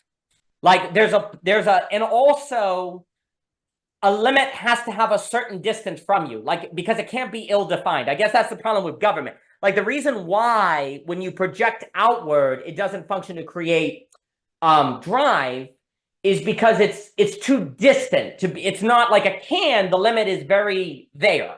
Like here's the shape, and you experience. Like this is the limit. This is how it is limited. There's a weird space in which limit has to be clearly defined as limit. If it's projected too far, then it doesn't function as the possibility of creating this effect of the infinite with the I in parentheses, right? So that's the problem with projection. That's why projecting of a limit doesn't necessarily move to drive, because it's not actually being encountered as a limit. It's too ill-defined, right? So there's also a limit to where a limit can function as a limit. And that seems to be in, you know, your phenomenological experience. That seems to be in the realm of your surprise. Well, here's the problem.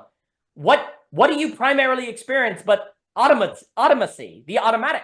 You primarily experience things as invisible, which weirdly means you don't experience them naturally as a limit until they surprise you, right? You actually kind of just pass over them, right? So it is within the range where limits become invisible to you through habits that is the possibility of a limit being experienced as a limit versus ill-defined, so thus it can surprise you, which is the necessary precondition for things to come forth as an infinite with the I in parentheses that is necessary for them to be a source of drive, to enter into this drive. And that's the weird paradox. And that seems to be structured into reality. Mr. Ebert, please, thank you for your time, sir. It's a treat. No, I think that's all right. I have a different view of drive and desire a little bit, but Sure. but I can get into. But with regard to the, you know, the artist, I think, sees the infinitude of the finite and has a hunch about where that infinitude should go in any given moment, where it wants to go in any given moment, given its set of relations, existing relations. You know, these two things, I'm going to put them in relation to one another, and I'm going to sort of predicate their relationship based on a hidden infinitude that each of them both hide, and so on. And indeed, so schematically, if I simply think automatically about the tape measure, it is in a state of automaticity. I'm in a state of automaticity with it. I'm in perfect symbiosis with my environment. It's not triggering any prediction errors. And in that sense, it is itself infinity. It has no limit, ironically. Right? Because I'm not considering its limits, because to consider its limits is to consider everything that it is not. And I'm not considering everything that it is not. I'm only considering it as is. In other, like, back to our own thing of like, what is Daniel? It is Daniel. What is the tape measure? It's a tape measure. The tape measure is a tape measure. Okay, that tautology necessarily means that the tape measure is indeterminate. And again, indeterminacies are equivalent to infinities, right? If the tape measure is simply a tape measure, which is the way that I would interact with it if I'm interacting with it automatically, then the tape measure is indeterminate because I have not put any limit on it. It is thereby also infinite. And that's the way we interact. That's how objects get schematized into our brains such that we can interact with them automatically. We interact with them such that they are second nature. They are indeterminate. We do not consider the limitations of the object category tape measure. If we were to consider the limitations of object category tape measure as an object, not with regard to what it's capable of, but as an object in and of itself as such, then we would be considering what all of the things this thing is not. And that's not a very economic way to interact with a tape measure. And again, like, I think philosophers are sort of, you know, athletes of the mind. It is very taxing to think about what this isn't. Do you know what I mean? Anyway, we would be considering all the things this thing is not. So ironically, to consider the infinity of an object or consider the indeterminacy of an object is to consider the limit of the object. To consider the limit of the object is consider all the things that the object is not. Ironically, when you're in a state of automaticity, every single goddamn object you are interacting with is in a state of indeterminacy. The way to interact with a determinate object automatically means necessarily that that determinate object is in a state of indeterminacy in the mind. This is the relationship between the determinacy of an object and its indeterminacy as a schematic concentration within the mind. So in order to interact automatically, each object has to have been repeated to such an extent that it has entered a state of indeterminacy in the mind, thereby meaning, in other words, effectively, you don't think about all the things the thing is not. You don't problematize the thing. Now, the reason that all thinking converges on thoughtlessness is because thoughtlessness as described as automaticity, is the most efficient way to interact with your environment. But the moment that we start thinking about all the things that the object is not, we are actually considering not simply indeterminacy, we're considering infinitude. We are considering we don't know what. And then the artist has an intuition about what, precisely what object or of potential, what virtual object this thing might end up wanting to be in actuality. So maybe I'd string it from here and hang it on my nose, and it becomes a pendulum, right? I don't know what this is, like, you know, like we don't know what this thing is going to be, or what it could be, or what we're going to reappropriate it as.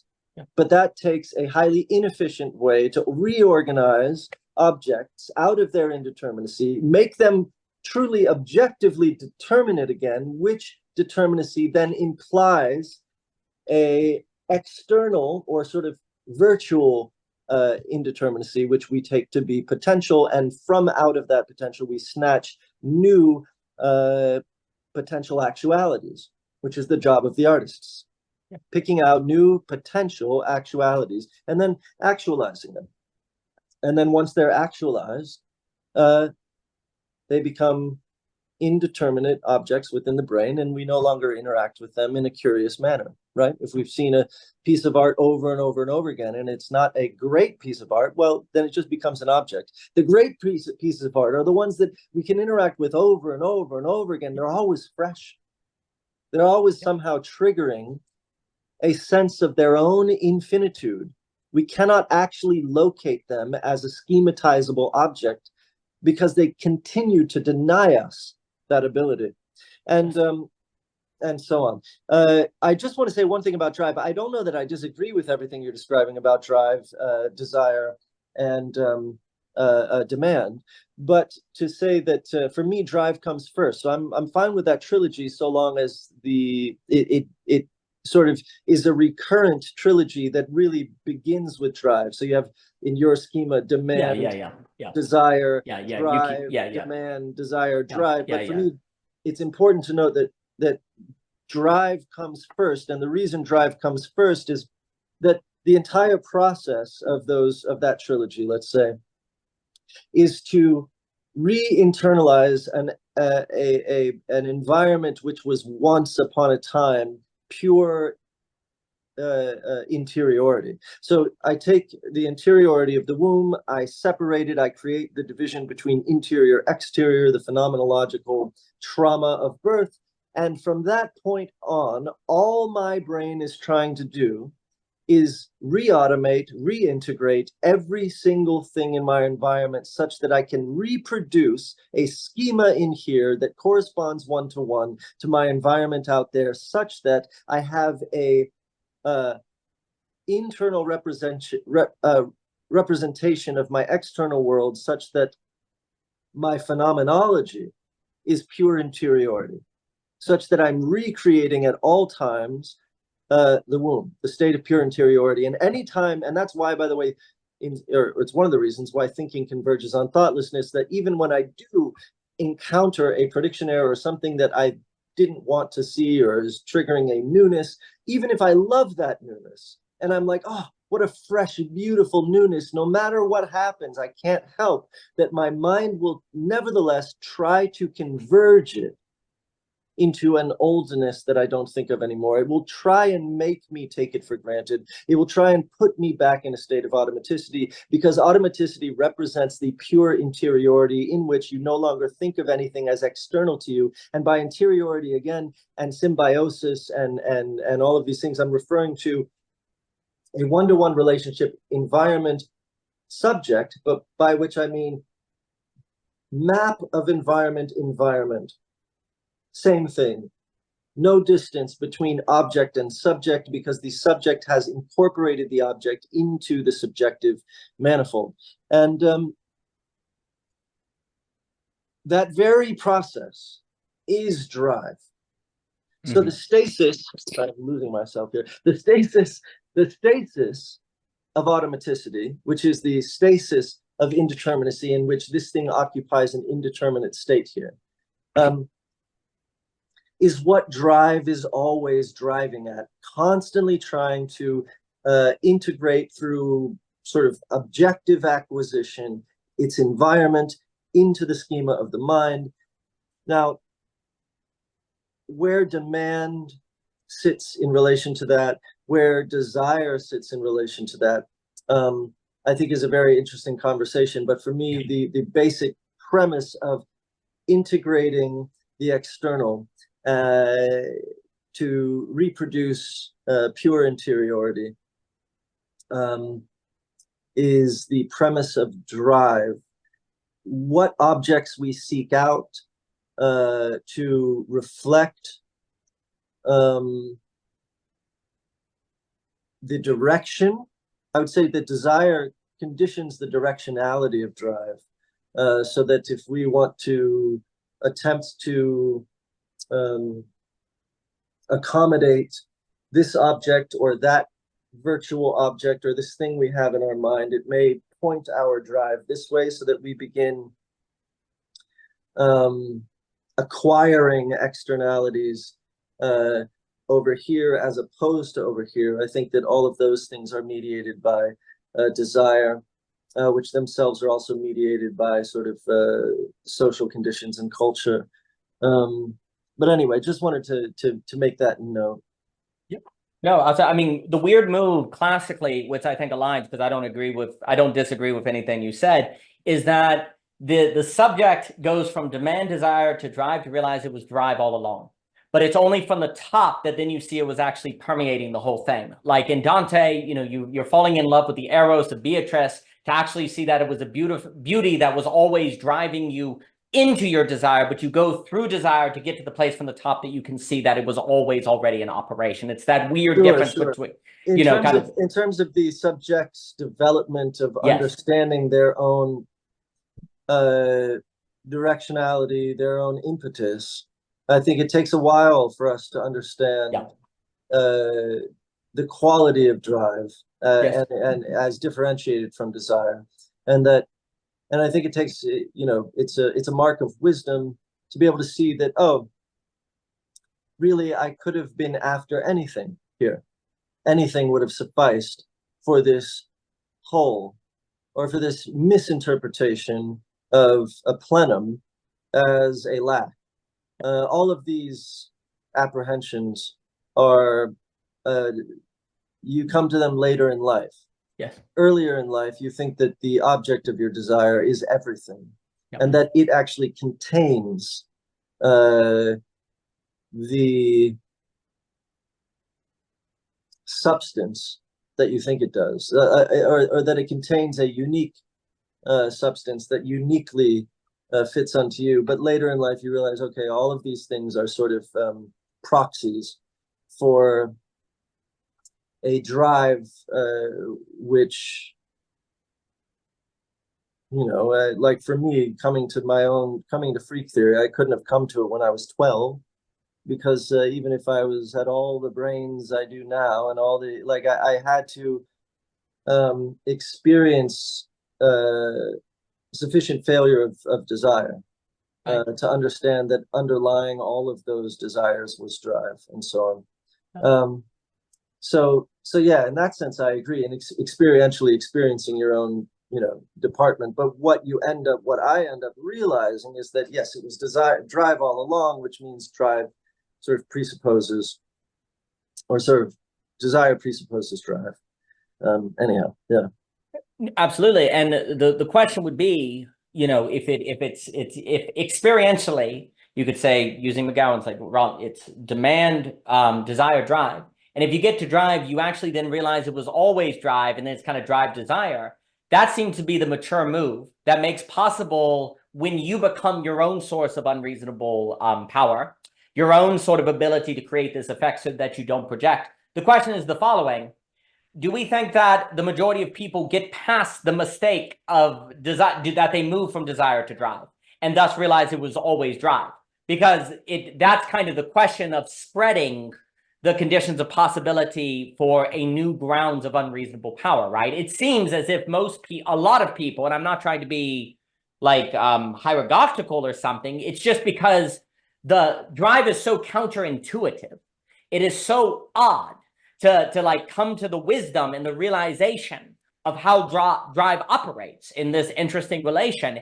And it seems like if you can get to drive, which seems to be a lot tied with courage and facing yourself and going inward, then you're able to move drive below desire, and then desire comes out of drive. Whereas if you don't do that, you can live your whole life just in desire, not ever identifying with the drive that's actually underneath it all.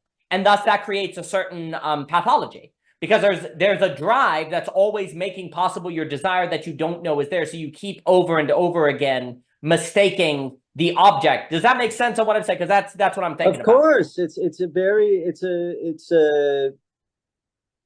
you know, I loathe esotericism, but I think that the discovery of drive as the underlying force makes you reckon with a kind of nihilistic, very Hegelian sense. Like when we talk about isomorphism, or when I talk about drunk or monk, and that the drunk, you know, is indistinguishable from the monk on a quantitative level. Let's say they both exist within a state of mental indeterminacy. They both are living within a state of mental infinity. They both can't tell, you know, like they're both have a nothingness going on. To really think about that isomorphism makes you question everything you're after, because the monk spent 15 years meditating, and the drunk just got drunk. He bought a bottle of fucking whiskey. Yeah. It was a 15-minute operation. And yet they're equivalent. Yeah. And yet what it makes you have to do then is consider qualitative differences instead of quantitative differences. Yes. And in our materialistic world, that's a very difficult thing to do in a way that ends up making you feel like you're actually considering a truly manifest difference. Yeah, that's right. Now, when you live, you know, an example of this is like falling in love over and over again. And you feel that state of indeterminacy. This is it. This is the one. And you feel the thing, and then it ends. And then you meet another person. You're like, this is it. This is the one. And you feel that thing, and then it ends. And eventually you're confronted with the isomorphism, with the equivalency of these indeterminacies. They both felt infinite. They both had that state of awe. They both produced it. And yet they were totally different people. And then all of a sudden you start thinking, well, are the objects of my desire all equivalent? Does it actually not make a difference if I'm going for a PhD, or making an album, or becoming a heroin addict or a monk? Like, wait a minute. The objects of my desires, once I attain them, they all represent some kind of collapsed excess of indeterminacy, which are all isomorphically fucking equivalent to one another. And then all of a sudden you really have to confront that the whole notion of objects of desire being a function of drive. And once you confront the objects of desire being a function of drive, you either have a fucking breakdown where you realize your materialistic life was all for shit, or you begin to develop or consider more subtle powers of analysis, which allow you to consider qualitative differences, contingent on time and place and moment and where you are in your given life, and that your psycho-spiritual path is precisely a progression of sublations. Each sublation, you mentioned Hegel at the beginning and how he says one, whatever it is isomorphic. Every one of Hegel's sublations, doesn't matter what it is, quantity and being or quantum, and they're all isomorphic. They all reflect the prior. Yeah. So it makes you think and wonder, well, if they're all reflecting the prior, why progress at all? Well, it's because they're qualitatively different. And there is a progression. It's only a less perceptible, less materialistic, almost purely spiritual progression. And so it's a move in a lot of ways from quantitative to qualitative, which is to say from materialistic to from material to spiritual, or from material to phenomenological, or epistemic to phenomenological, however you want to put it, whatever makes you feel comfortable. Yeah. But that's sort of the move, and it's a beautiful move, because what it does is place the many and the one into proper relation. So it's a highly universalizing and pluralistic way to view your life and the world. Every idiosyncrasy is itself idiosyncratic in relation to its absolute universalism, and that's the beauty. And the idiosyncrasies, we begin to realize, are contingent on the time and place in which the point of the line of progress at which you sit. They're contingent on the types of relations and so on, but they are qualitatively different. If they weren't, the whole heart problem, red would be all we experience. Coffee would be red. Everything would be red if they were all qualitatively isomorphic. But instead, they're only quantitatively isomorphic because they're all indeterminate. They all evade the reason they evade sort of scientific quantification is because they're qualitative. Well, it's also because they're all quantitatively at a state of excess, in the mind, in terms of quantitative schematization, the ability to assimilate. Assimilation happens at the point of excess. Assimilation and accommodation happen at the point of schematic excess. That means that each schematized object is sitting as an indeterminate object, as an object, a determinacy of excess. And in that indeterminacy, which produces the determinate object, it means that each single object is quantitatively isomorphic to one another, yet qualitatively different. The same, exactly. And that's the beauty of discovering all of these things, is one revelation leads to the other. Once we realize the quantitative isomorphisms are everywhere around us, that these things are quantitatively isomorphic with regard to our phenomenological experience of them, and yet qualitatively different, all of a sudden we can view everything through the lens, because we have to, because we're subjects, and everything is phenomenal. Everything, including who we love, the jobs we do, all of the things, the big hurrahs we have, our successes, our failures, they all get put into proper perspective, and our life really becomes,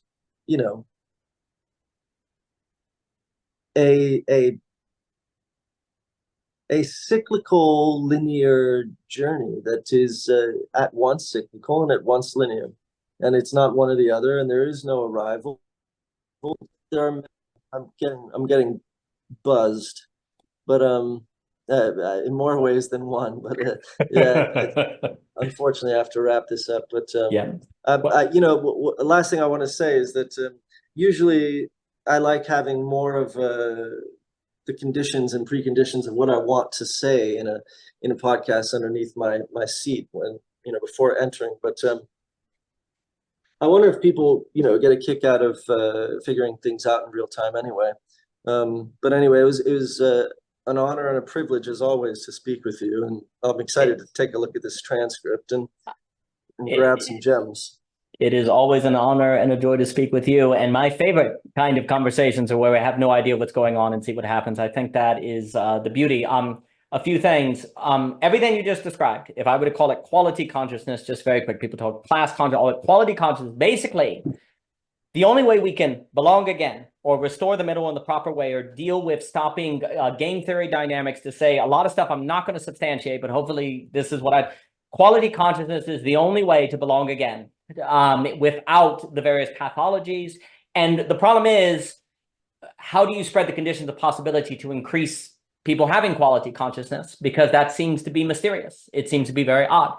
But that kind of consciousness you just described is what must be spread to basically stop problematic multipolar traps, to stop various auto-cannibalistic tendencies of the economy. I would also argue, and I will not be able to substantiate this, that capitalism has a demand problem, the great stagnation, all but the slow residual, that basically shows that economics tend towards stagnation, and 50% of economic development cannot be explained by fluctuations in liquidity and productivity. I would like to argue that all of that is in the realm of the quality consciousness. The other thing that's very important is what you said about the inability to tell the difference between the drunk and the monk. That is why unreasonable power is possible. Because if you could tell the difference, then it would be reasonable to say the monk is better than the drunk, right? The very fact that everything is quantitatively identical and isomorphic is why unreasonable power is possible.